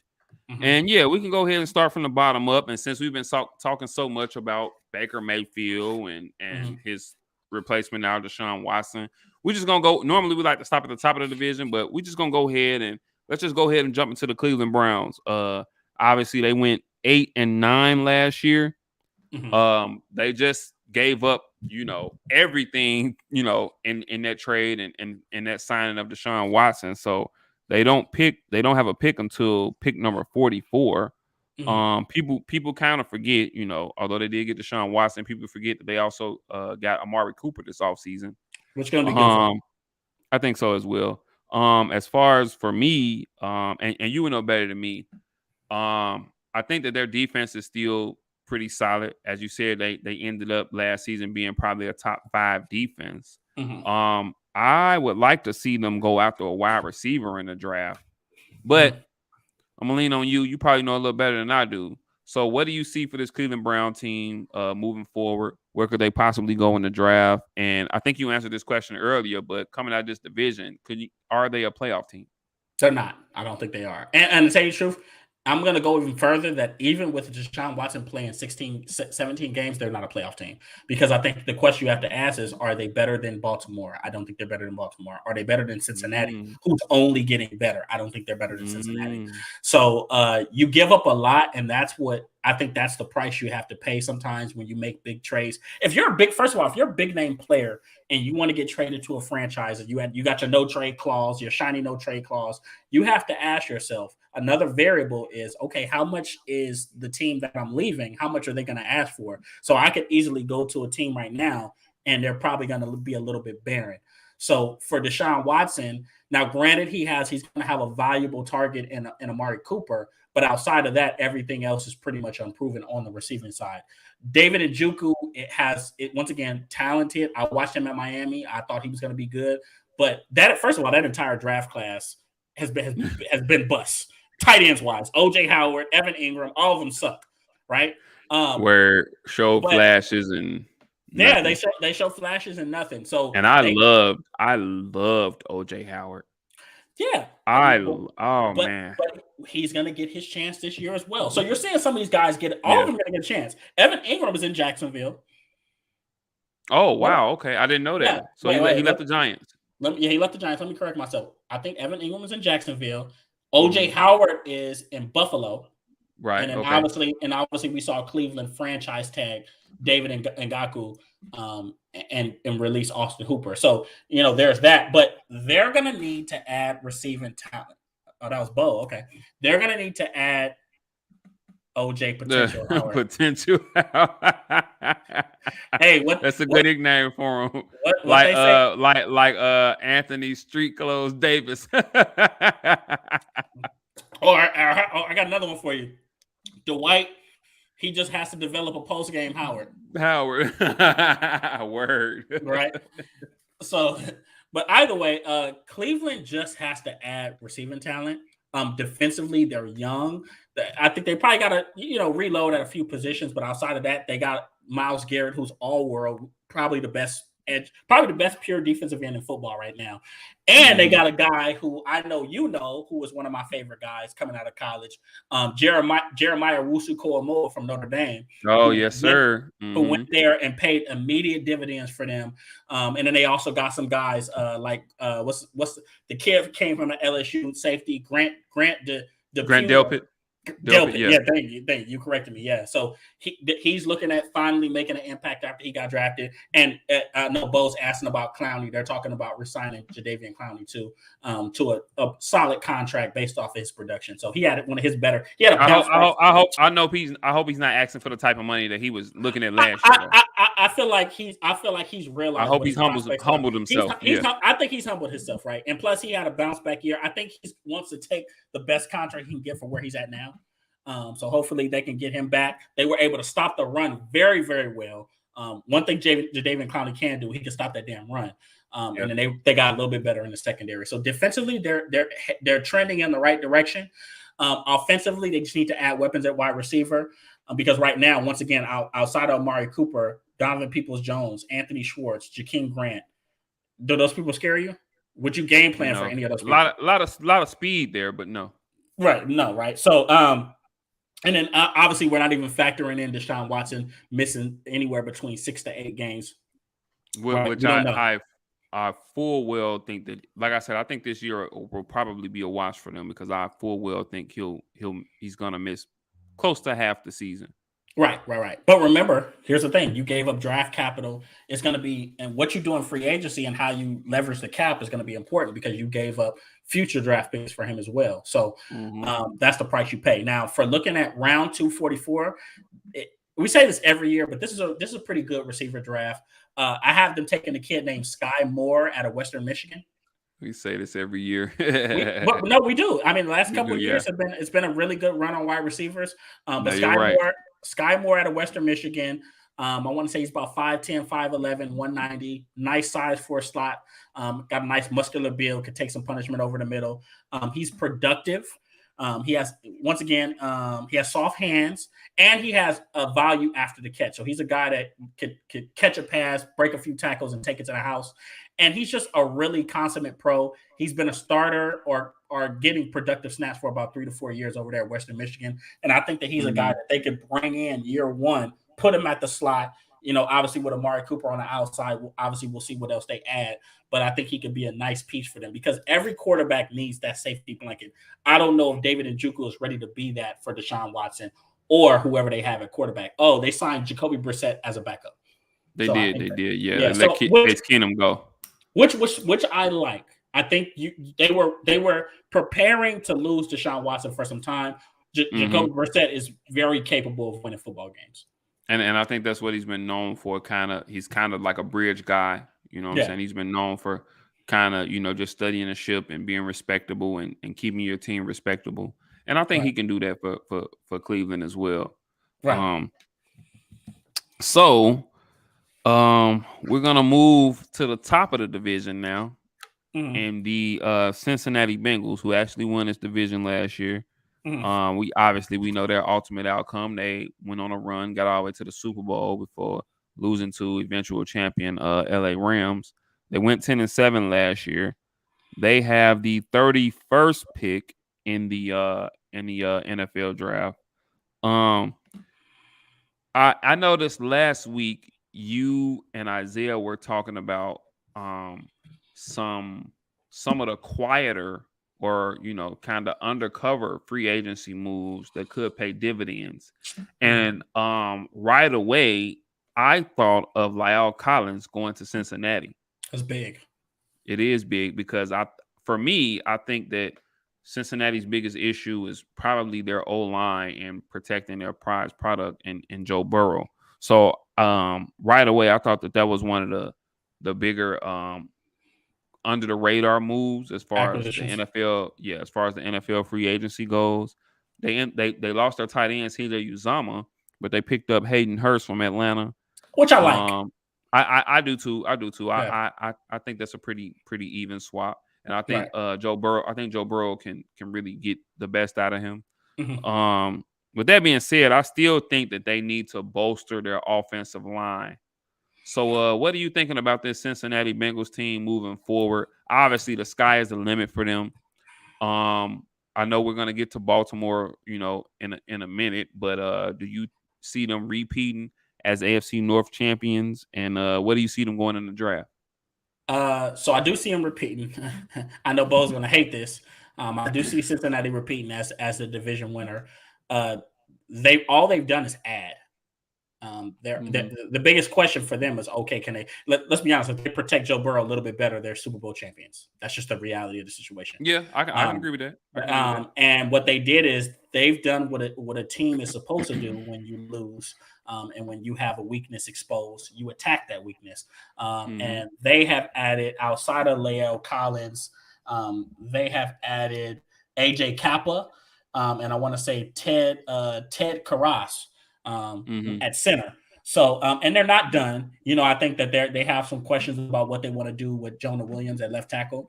They're talking about possibly moving him to guard and drafting a tackle prospect. But looking at their team as a whole, defensively, I think that they're going to keep some of the same players. Maybe they could add some linebackers, but the truth is they're really going to improve. In the playoffs, they look like a top 10, top 15 unit defensively. They did. Oh yeah, Yeah, absolutely, and absolutely. they brought BJ Hill back. They signed BJ Hill. They re-upped on his contract. So, and Mm-hmm. BJ Hill had that pivotal interception of Patrick Mahomes in the AFC Championship. So they're keeping a lot of their guys. They're still young. They have all these cast-offs to Chidobe Awuzie, Eli Apple, who had the best season of his career. I think Hendricks is very underrated as a Oh, pass rusher. I think that they have. I say this: they have an up and coming. They have an up and I know you coming. mentioned you were talking about them during our initial episode during the Super Bowl Yeah, pre-show. Yeah. they have quietly have one of the better bookend duos in Hendrickson and Hubbard. And Hubbard. And when you watch them in that Super Bowl, they weren't, especially runs. These guys can do both. They can rush the passer and they can drop anchor against the run. And you saw that in the Super Bowl. And I think Sam Hubbard is only going to make his impact more felt. We already know Hendrickson is he had 13, 14 sacks last year. And I think he had 12 to 13 the year before that. The year And before, yep. I think this is going to be a year where you see Sam Hubbard kind of put his name in that double-digit sack category. So they have some really good things working for him. Linebackers, Logan and Pratt. Those are pretty young guys. And then they quietly have one of the better safety duos in Von Bell and Jesse Bates. So yeah. I love Jesse Bates. Oh yeah, Jesse Bates is nice. Bates. Jesse Bates is nice, right? So defense is going to be good. Maybe you add a few pieces in lower rounds, but I think that they're going to continue to develop. What I had them doing was drafting an offensive line prospect. Now the issue is obviously they're drafting the 31, so they're going to miss out on a lot of guys. There was one guy I pinpointed specifically for them. His name is Tyler Smith. He's coming out of Tulsa. Now the intrigue about him is that he's a guard / tackle prospect. So he's a guy that you could possibly play at left tackle, and he has the athleticism to play at left tackle, and he has the ferociousness and the run blocking ability to really be a starter at guard. And he's an athletic kid; you could pull him. So you draft him. He gives you some flexibility with Jonah Williams. Maybe you want to keep Jonah Williams in the guard and leave him at left tackle. Maybe you want to keep Jonah Williams at left tackle and kick this kid in the guard. Then you have that flexibility. But he's really aggressive, versatile. The issue with him is that he still has a ways to go as far as technique and pass pro. But run blocking wise, he's a demon. So I think he'll be a guy. I know Joe Mixon would love him, right? Joe Mixon and P. Ryan, they would love him. So you stick a guy like, because I don't think Jonah Williams is that bad at tackle. I think he's a very solid left tackle. I think you put him in Tyler Smith in at guard, and you improve your run game. And then he's such an athletic, such an athletic and talented kid that I think that you can help him figure some things out in pass pro. And I think this is a team who basically can go ahead and just run it back.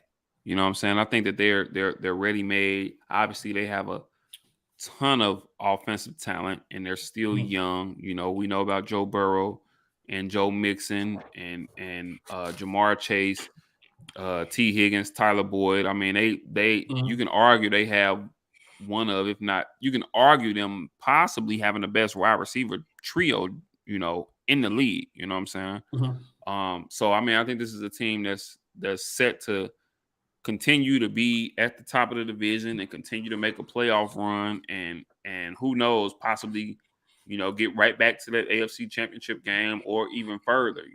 I think the only thing stopping them is that the AFC, I mean, it's going to be a gauntlet, and we discussed the AFC West last week, and not last week, but the week before previous last, week, week before last. And we already said that we could easily see 3, possibly even all 4 teams making it, So, Lord forbid, this team, they have a couple hiccups. And we'll in a minute, we're going to get to the Ravens, who is a team that I think we both agree can possibly come up and sneak up and, win this division, get right back on top. But Lord forbid, they take a step back, and just like that, they could find themselves on the outside looking in. True, but I think that the thing that they did well, and this is what roster building is about. Outside of anything, we already know who Joe Burrow is as a character. He's poised, he's confident, and obviously he won a national championship over there at LSU, him and Jamar Chase. But they brought in young guys that come from winning programs or winning franchises. They brought in Von Bell from New Orleans. Obviously, Jesse Bates has been there, but they brought in Joe Burrow. They brought in Jamar Chase. Tyler Boyd had already been there. You saw Joe Mixon grow. Now they're bringing in La'el Collins, who, in my opinion, when healthy, he's probably one of the top 5 best right tackles in the National Football League. So they're bringing in a lot of guys, and they brought in AJ Kappa, who just came from Tampa. So they have some good things going for them. So a lot of things working for them. I think they have their core is very strong and very win oriented. So they don't have guys that are just inexperienced and don't know what it feels like to be on those big stages. They have leaders at the right positions that know what it's like to perform at a high level when it comes to that big stage. So I think that they'll rise to the occasion. I'm not saying they're going to make it back to the Super Bowl, but I think that they're a playoff team. Definitely. They're probably, if I had to hang my hat on anybody in that division, it's them. Yeah, Cincinnati's definitely heading in the right direction. A lot of young talent, and I think it'll be interesting to see if they can, continue to move forward, move in the right direction this season, continue to get back, if they can continue to make deep runs into the playoffs and possibly make another Super Bowl run. With that being said, we're gonna jump into these Pittsburgh Steelers.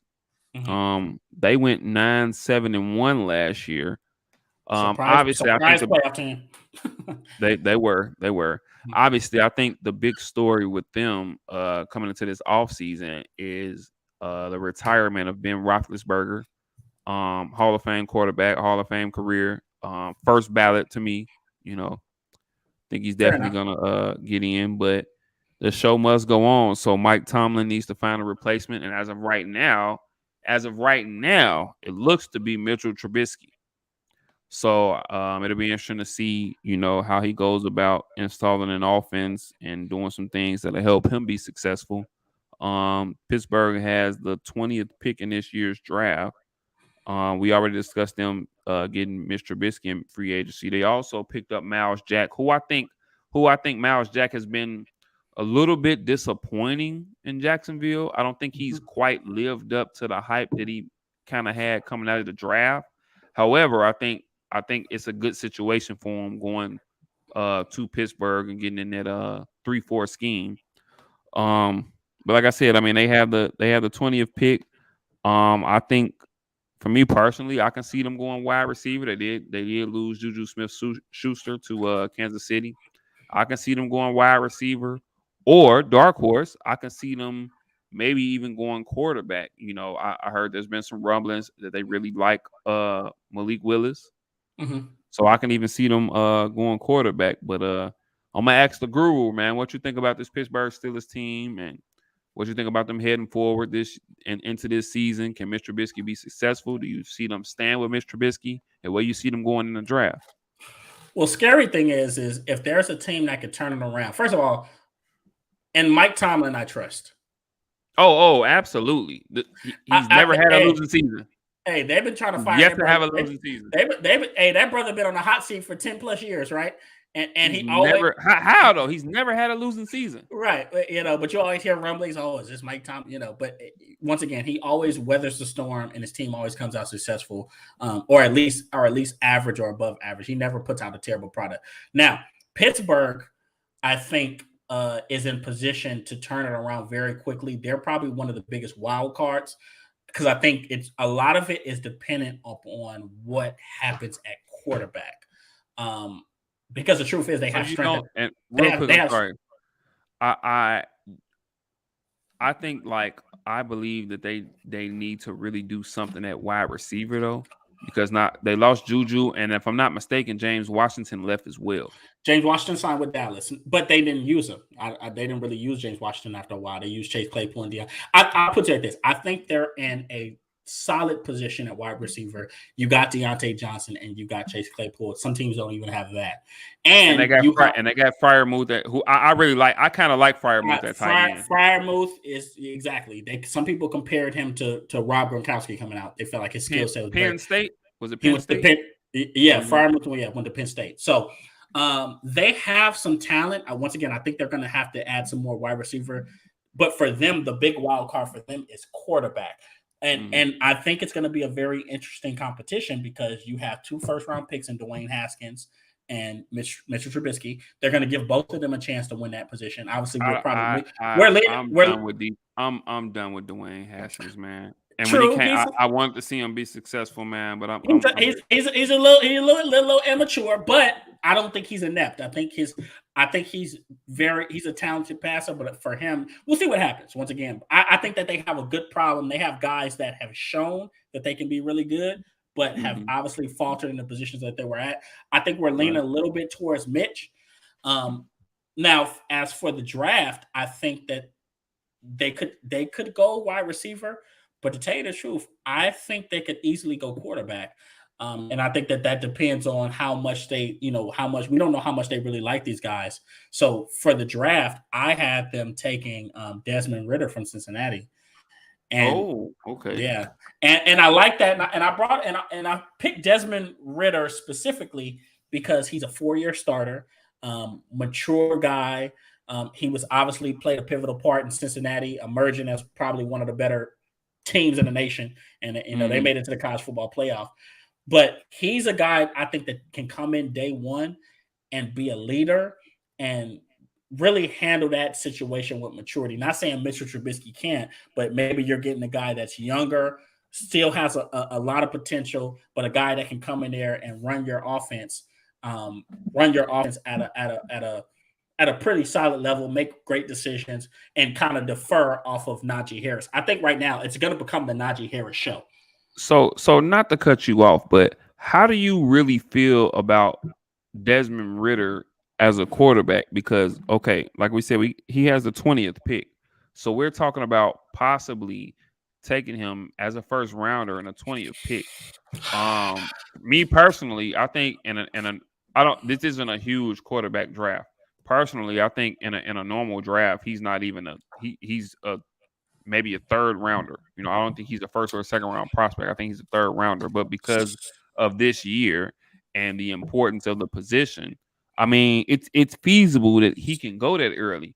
But from judging off of what you've seen from him out of Cincinnati, and I know he has some nice intangibles, but if you pick a guy in the first round at 20, I mean, obviously you see if you pick a guy, for me personally, if you pick a Yeah. guy at 20 or in the first or second round, if you pick a quarterback first or second round, you envision that guy being your starter for the future. True. So looking at Desmond Ritter, and I seen him at Cincinnati, and like I said, he's I think he's a solid leader. He has some intangibles, but can you truly see him being that guy for any NFL team? Like, do you Yeah. really rate him that high of a draft prospect to really be like someone who can lead an NFL team for Yeah, I do. years? I do because he has that experience at Cincinnati. This isn't a 1 year, this is a 4 year starter guy that improved every single year. So he's used to the pressure that comes with being a leader and being in that seat. Now, this is my thing about Desmond Ritter. I'm not sitting here telling you that he has the most impressive tape. I think he can make all the necessary throws. I think he has I think he has a nice arm. I don't think he has the greatest arm ever. I don't think he has a noodle, right? So he has a nice arm. He can make all the necessary throws. He has adequate athleticism. If he needs to, he can take off and run and juke a few people and get a first down. So, but obviously he's a pass first quarterback. And I'm gonna tell you this, and I'm gonna use an example. I'm gonna tell you a guy. I think that teams are gonna have to start being wary on passing on guys that may not have put out the sexiest tape, but have nice production and nice intangibles. I think that we've seen the NFL pass on a guy like that before, and that's Dak Prescott. They looked at his production at Mississippi State, and they're like, okay, well, nice production, nice intangibles, but it's something about him we don't like. He slid to the fourth round, and now he's one of the top 10 best quarterbacks in the National Football League. And I think that Desmond Ritter is a better thrower of the football than Dak Prescott is. Coming out of college. 100%. Okay. 100%. I was gonna say not right now. I mean, not right now. No, I mean, not right now. But what I'm saying is coming out of college, Desmond Ritter is a more talented, is a better thrower of the football. And he's reached higher heights. He just made the college football playoff. I think that the biggest thing Dak Prescott did was be number one in the nation for like 1 or 2 weeks, right? So I gotta admit, I didn't see that name coming. I thought maybe they make a move, get up a little closer in the draft, and make a play at Malik Willis. I didn't see that Desmond Ritter. Well, Desmond Ritter had a nice pro day, by the way. Quietly, he quietly had a very nice pro day as well. But if you're looking at a guy that can come in day one, and obviously he just played on a big stage. Okay, sure, he struggled, but he struggled against an elite program, and they were actually in that fight for a little bit. They made Alabama work. I agree. Watching the game, Right. I don't think the score really showed, how competitive the game was. They did make it wasn't. They didn't just run them over. No, they didn't. So I think Desmond Ritter was a big part of that in that locker room, even though he didn't have the greatest statistical game. So I like his game. He's a proven starter, and when you're drafting, don't get me wrong, I think we get caught up in the Josh Allens and the Patrick Mahomes and the Lamar Jacksons that we want this all-world, once in a lifetime, once in 20-year prospect. But the truth is, sometimes we need a guy that's just going to come in, run our offense, be efficient, and put the ball where it needs to be. And I think Desmond Ritter can do that in that offense with Najee Harris as the main rushing attack. Can you see them? And once again, the AFC is going to be a gauntlet. Can you see them possibly making a playoff run? Can you see them winning 10, 11 games? So that's hard to answer. And the reason I say that is because for me, they're the third best team in this division. They are behind Baltimore. Yeah. Right. Obviously Cincinnati and a healthy Baltimore team. And I agree, but remember one thing I said. So I'll tell you this. To give people a more defined answer, I'll say no. But I want you to look at this. If you look at the talent that they have on that roster, they're not far. If anybody can make a quick turnaround, they have an elite Hall of Fame head coach in Mike Tomlin, and they have elite players at certain positions. They got TJ Watt, who just won Defensive Player of the Year. Like, they're returning. Steven Tuitt's going to come back healthy this year. And you know me, I'm big on Steven Tuitt, Notre Dame guy. I think that they have the talent to turn it around quick. The only question is, what can they get at quarterback? Yeah. So yeah, so I think Desmond Ritter. I picked Desmond Ritter. I think Malik Willis is very green. I think he has potential, but he's very green. So there's going to be a big learning curve, and you're going to have to. It's going to take a lot to get Malik Willis and put him in the best position to be successful year one in the NFL, based off of him just playing at Liberty. And it's not like he had the greatest statistics at Liberty. Word. So, yeah, that's my outlook on them. I like Pittsburgh. I always respect Mike Tomlin, and I think that they have a sufficient amount of talent to compete. Last but not least, the Baltimore Ravens, another team that went 8-9 in the division last year. I think the big thing for the Baltimore Ravens this past season was just injuries. Like anyone, I think what's the saying go? Anything that can go wrong will go wrong. And for this Baltimore Ravens team, I mean, injuries top to bottom, from obviously the running backs to the secondary, and then as the season went on to the quarterback. I mean, injuries just tore this team up and really took away any hope or any chance they had at making the playoffs or making a playoff run. So I think for them this year, the biggest thing is them, just coming back and getting everybody out of camp healthy. Yeah. I feel like they signed Marcus Williams over from New Orleans, which I think was a really, really, really Big. nice signing for them. Big. I really like that signing. Underrated free safety. Yes, he is. They have the 14th pick in the first round of this year's draft. I feel like we say this every year with Baltimore. I feel like they could use a wide receiver, And I mean, they've been going, they got Hollywood Brown. They got who was it? Was it Bateman last year? I think they got Rashad Bateman, who was coming into his own for the end of the year. And I mean, I feel like we say this every year about them. They could use a wide receiver. I still think they could use a playmaking wide receiver. I think defensively, as long as they can get everybody back healthy, they'll always be respectable defensively. Get Lamar Jackson back healthy, and they're gonna be right there. They're definitely gonna. I think we both agree, and we both think that Cincinnati wins this division. But I think Baltimore is going to be, right there. They're going to battle. And I wouldn't be surprised if Baltimore did win this division. But what do you think about these Ravens, and what do you see them this year? What do you see them going with the 14th pick, and what's your outlook on them? Talented team when healthy. They're a clean bill of health away from being in the playoffs last year. Obviously they were at 8-3. It was a certain point they were 8-3, and they were the number one. They were number one team in the AFC. So they're not far, but they had and that was with Lamar Jackson, I think, really not even playing his best ball up to the. I don't think he had played his best ball up to exactly. So it just kind of showed they were 8-3. So it just kind of showed the resilience of that ball club. We all know John Harbaugh is a great head coach, but they just couldn't overcome the substantial injuries. Obviously, Lamar Jackson was the nail in the coffin for them.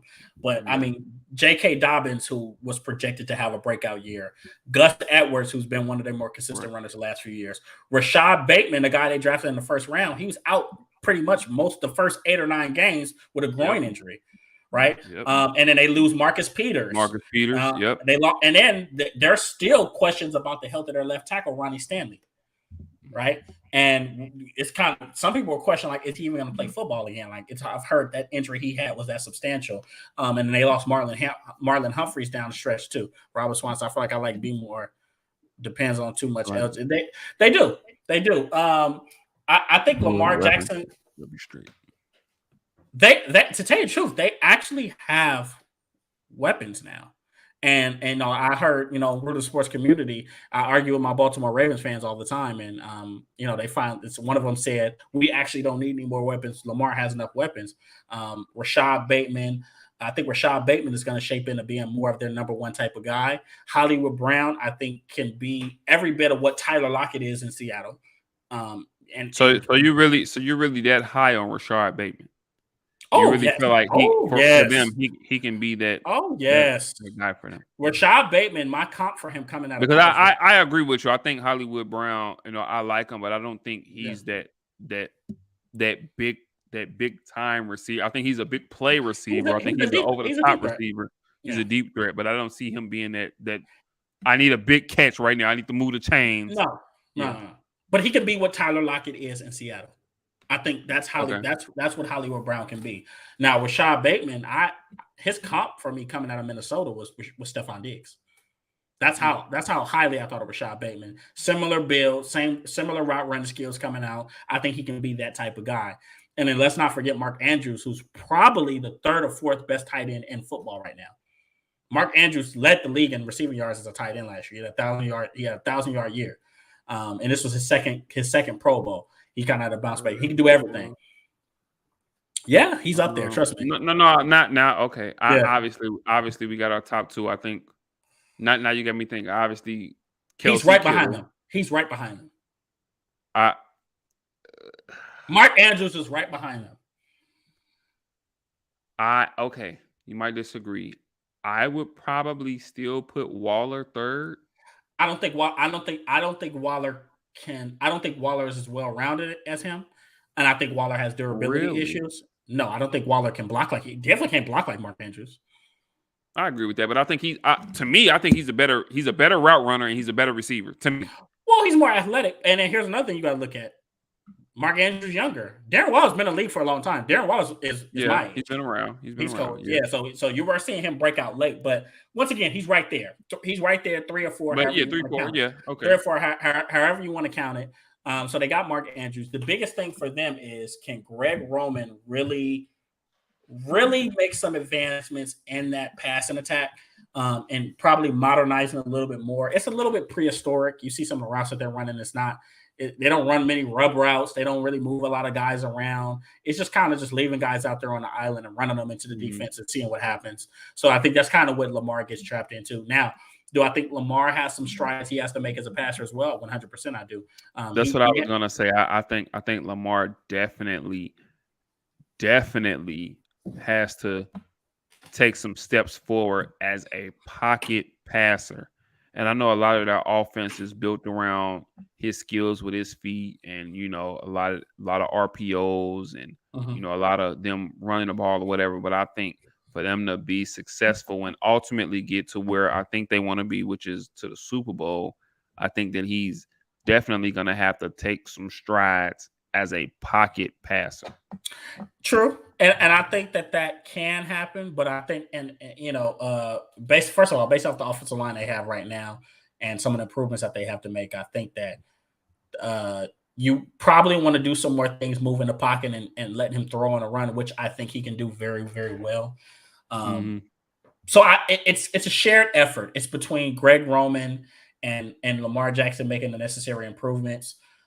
But they're not far off. I think here's the thing. I think Gus Edwards and J.K. Dobbins are going to come back, and you're going to look at Greg Roman kind of up to his old stuff where he's running pistol and triple options and stuff like that. But one thing I still, for the life of me, cannot understand, and I get it has a time and a place, but I watch Baltimore and Buffalo have these design quarterback runs like this isn't the most expensive, important player on your roster. Yeah. True. It's designed quarterback runs. It baffles me. I'm like, man. And at least Josh Allen is a little bit of a bigger guy. At least he can kind of take it. Lamar Jackson's a little small, Yeah, it's a little wiry. It's a little bit wiry, right? So, that's my biggest question for them. But, okay, even if they don't improve the passing attack, or if it doesn't improve drastically, I still think that they're going to be a formidable team when healthy, just because they're going to run the football very well. They're going to play defense. So when looking at what I had them doing at the draft at 14, I think that if you look at Baltimore, they've always gone as their defense goes. Even when they won the Super Bowl with Joe Flacco, a quarterback, if you look at that defensively, they were struggling a little bit during the year, but in the playoffs, they hit that switch and they turned that shit on, and they were hitting folks. Hell yeah! I remember when Pollard hit Stephen Ridley. Remember they played the Patriots. Stephen Ridley's running the ball, and Pollard hit him, and knock Stephen Ridley out. And man, I'm talking about lights out instantly. And you saw Stephen Ridley literally go unconscious. Where do you guys trust Julio Jones? I've been wanting Julio. Listen to me. This is a And great question. I have been wanting This is a Julio great Jones. question. I have been wanting Julio Jones to play in Baltimore because I think it would be such a seamless fit, especially now because now they can sign him for close to the veteran minimum because he's coming off a very terrible, tumultuous season in Tennessee. So I would love that. And he can't stay on the field. I mean, and I hate to say it, but he can't stay on the field. But if you send him to Baltimore, less is going to be demanded of him. So I think that could be a good fit. He's going to slide in there. He's going to be their number one, right? But also, it's not going to be too much pressure on him because you have Rashad Bateman. You're going to have Hollywood stretching the field, and you're going to have a top elite tight end in Mark Andrews that's going to be attacking the middle of the field as well. And I think that if they can get him in there, I think that, if he can stay healthy, I think that it can really open some things up for Hollywood Brown over the top for, Rashad Bateman in an intermediate and moving chains and whatnot. You know what I'm saying? If they can get him in there and if he can stay healthy, because even with him, and you said he'd probably be their number one, but even with him being a number one, he won't have to get 15, 16, 1,700 yards. I think he'll go there. If he goes to Baltimore, he'll play his role, and I think he'll be a chain mover. That's always been Julio Jones's game. He's a chain mover. He's a guy that's going to get a lot of yards. He's not going to score a lot, right? Julio Jones will get you 120 yards and no fucking touchdowns. But he's going to 1,600 yards and 6 touchdowns in a season. In a season, right? Exactly. He doesn't score a lot at a high clip, but he's going to move the ball for you. So I think they need a guy that's a little bit more experienced. I like that he's a route runner because route runners help young quarterbacks develop, especially and they give them that confidence to take to literally try throws and attempt throws that they would have never attempted before. Look what Amari Cooper did for Dak Prescott. So I would love Julio Jones there. And I think he would kind of help them get a seamless turnaround. Now, when looking at what I had them doing in the draft, once again, to me, Baltimore has always went as their defense goes. And I think that they need their defense is close. They got some edge rushers. They drafted the kid out of Penn State. I don't want to mispronounce and chop his name up, but he was a very, very athletic outside linebacker that kind of showed some stuff as a pass rusher last year. And they got Tyus Bowser from Houston, who's been there for years and finally came into his own. I have them taking Devin Lloyd out of Utah. And I think that Devin Lloyd will come in and give them that leadership that they've missed since they lost C.J. Mosley. Because Patrick Queen is solid, but I don't think Patrick Queen is that alpha. I think Patrick Queen's a starter and a plus starter, but I don't think Patrick Queen is that alpha that they need defensively. I think Devin Lloyd can come in day one. He's a Swiss Army knife. He can blitz. He can stop the run. He can literally sideline a sideline guy. He can cover. Like I watched Devin Lloyd's tape and I'm like, man, am I watching a linebacker or a safety? Because I'm watching his highlights and it's all picks. It's pick city out there, Yeah. So I think Devin Lloyd could come in day one and really give them that boost defensively to really help. I think the defense is going to be what takes them over the top while their offense is still trying to modernize and kind of catch up to the times. But yeah, Devin Lloyd out of Utah can do everything. Watch his tape. He's kind of like a Jamie Collins. Okay. I'm gonna throw another, and he mentioned Julio Jones as a vet, maybe coming in. I'm gonna throw another name out there, another very controversial name, but can you see them possibly going after a Antonio Brown? And I think, and you and I offline kind of discussed Antonio Brown and some of his recent statements. Recently, for those of you that don't know, recently Antonio Brown basically was saying in so many words that, obviously we know, according to him, he's had these, he has this ankle injury that needs surgery. The ankle's pretty bad, but his words, he feels like he doesn't understand why he's not getting offered top wide receiver money like a Tyreek or a Devontae Adams or whatnot. And he says that he doesn't plan on getting this proposed surgery that he needs on his ankle until after he's signed. Now, I know, previous to that, there were some rumblings and some things here and there about him and Lamar Jackson, working together. And him possibly going to a Baltimore.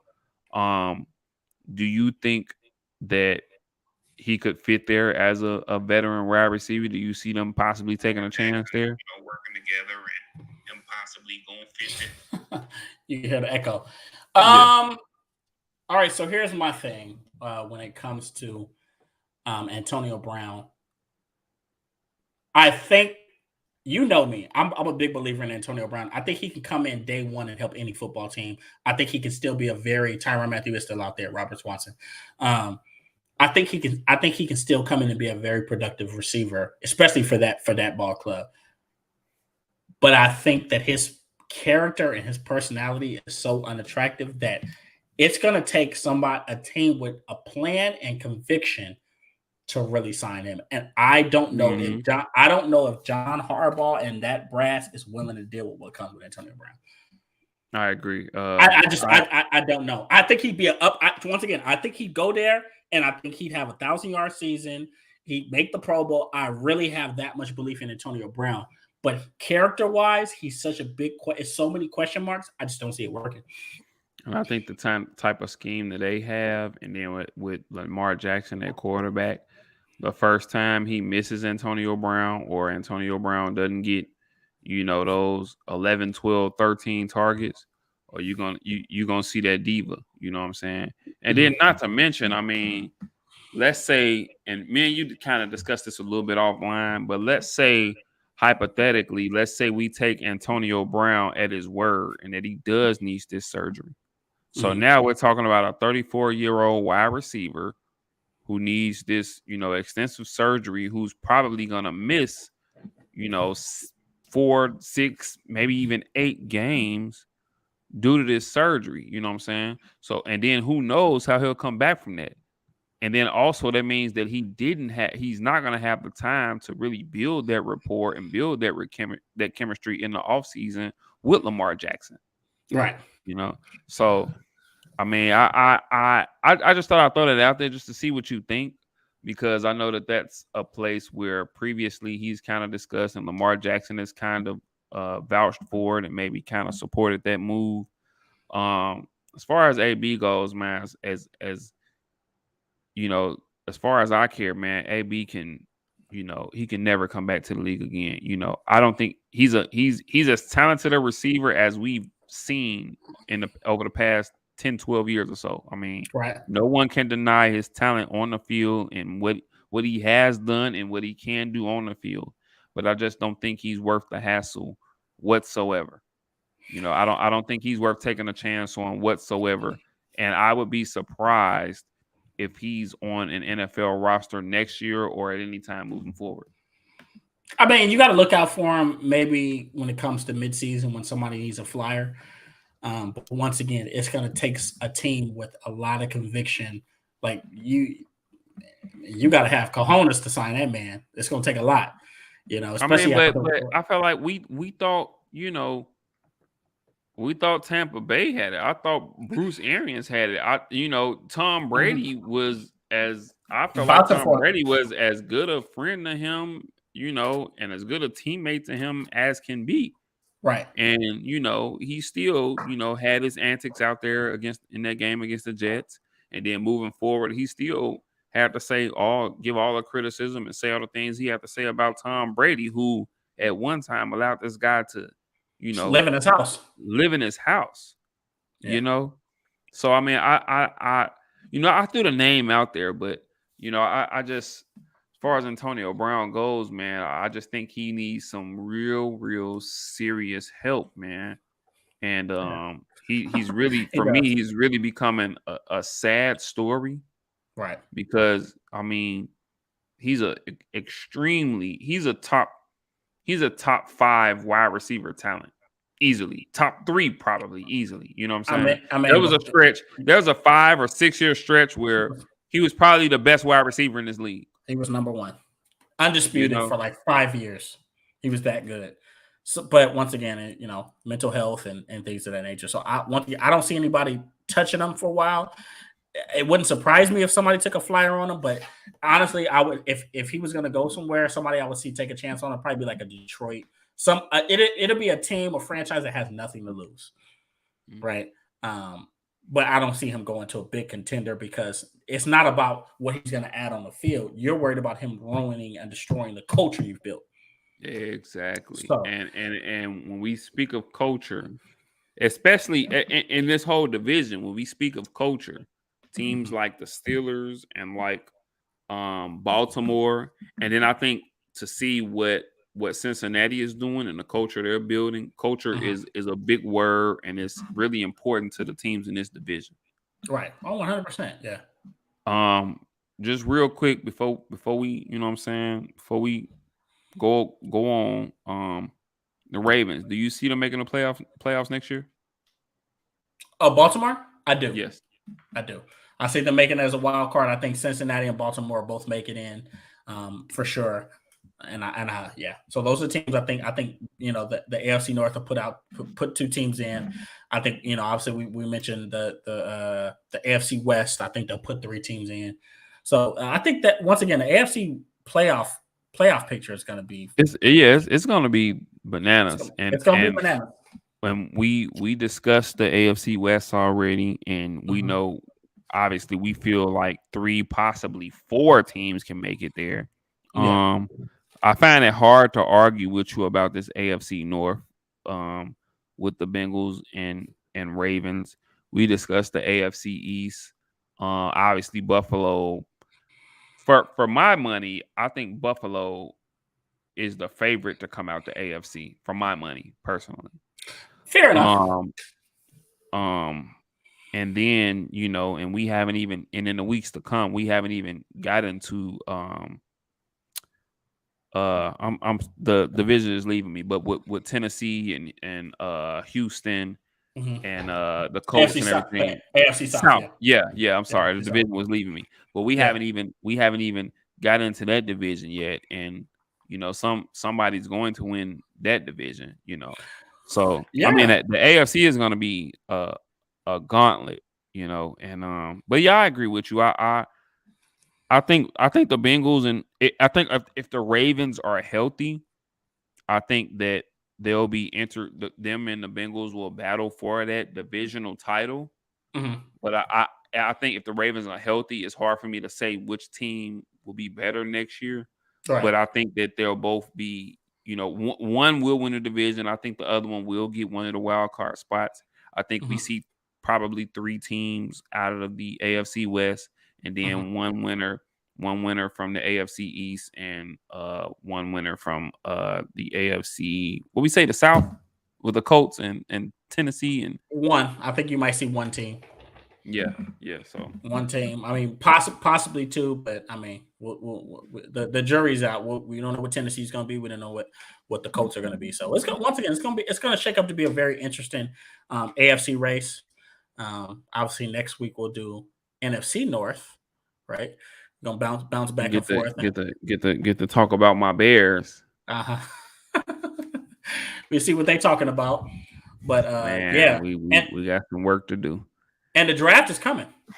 It is, man. April 28th, correct? April 28th. So you guys look out for our NFL draft show. All right, we'll be live. We'll have some interesting, colorful guests on, and they'll give their takes on specific divisions or specific teams, and we'll kind of take the thing, brick by brick, and just kind of go from there. But it's gonna be fun. It is, man. Yeah. So we got the draft. I'm looking forward to it, man. And once again, we thank everybody for tuning in, and shout out to Bo and Rob. That's my little bro. Shout out to Bo and Rob. Roberto Swanson. Where shout out to our silent partner, Mrs. Amber. Yeah. The missus. And yeah, man, I think this is definitely another great episode, man. Much love to you, and once again, for all of those that check this out, don't forget to like and subscribe to us on YouTube. Don't forget to follow us on Instagram. Once again, YouTube and Instagram is just Rooted in Sports. Plain and simple, Rooted in Sports. Give King Tiberius a follow on Instagram. And then obviously give me a follow, iSwan_0623. Just give us a follow, man. And yeah, man, we love you guys and God bless you guys, man, for sure. And we got Rooted in Sports Community every Saturday, 12 p.m. Pacific Standard Time. We've been going every Saturday for like a year strong. So yeah, we go, we talk sports, and we cover different topics, but we get to hear from you guys. You guys are hearing from us. We want to hear from you guys. So that's how that goes. And then also I got the Break Room Breakdown. Don't forget the Break Room Breakdown, man. King Tiberius is doing an awesome job, with the Break Room Breakdown, man. And he's venturing out and covering topics and covering sports, you know what I'm saying? And really he's really educating the casual or the novice sports fan. So y'all go make sure y'all check that out, man. The Break Room Breakdown podcast. And the next episode is on handball. I'm just playing outside. Look, Exhibit A, okay? It's on tetherball, right?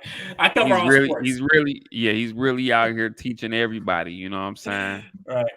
I feel like a novice when I watch the show, you know what I'm saying? Oh, really? This is how it works, right? So yeah, that's that. But once again, Rooted in Sports, we'll be back next Sunday with a lot of great sports topics, updates. We're definitely going to cover this March Madness finale and talk about this Kansas North Carolina game. It's going to be fun, and then I'm sure we're going to have a lot more juicy things happen in the sports world, especially in football, because we get closer and closer to the draft. Hopefully, Tyrann Mathieu is signed. Hopefully, who else is out there? I think it's Tyrann Mathieu. Bobby Wagner signed with the Rams, by the way. Wagner went to the Rams. Yeah, he did. I like it. Yeah, it's fair. They needed a linebacker, but they paid him a lot. Was it for 5 years? I'm like, man, they giving these older guys, Von Miller, they got contracts like they young whippersnappers. What they say? F them picks. F that cap, right? You F that cap. Yeah, exactly. Yeah, you're like, man, we going all in. So yeah, that was fun to watch. But yeah, thanks for supporting, guys. Subscribe to the YouTube channel, and once again, we'll be back to you guys next Sunday live, 5 p.m. Pacific Standard Time, 7 p.m. Central. Absolutely, man. Until next time, man. We love you all. God bless. See you next Sunday. Swing on them.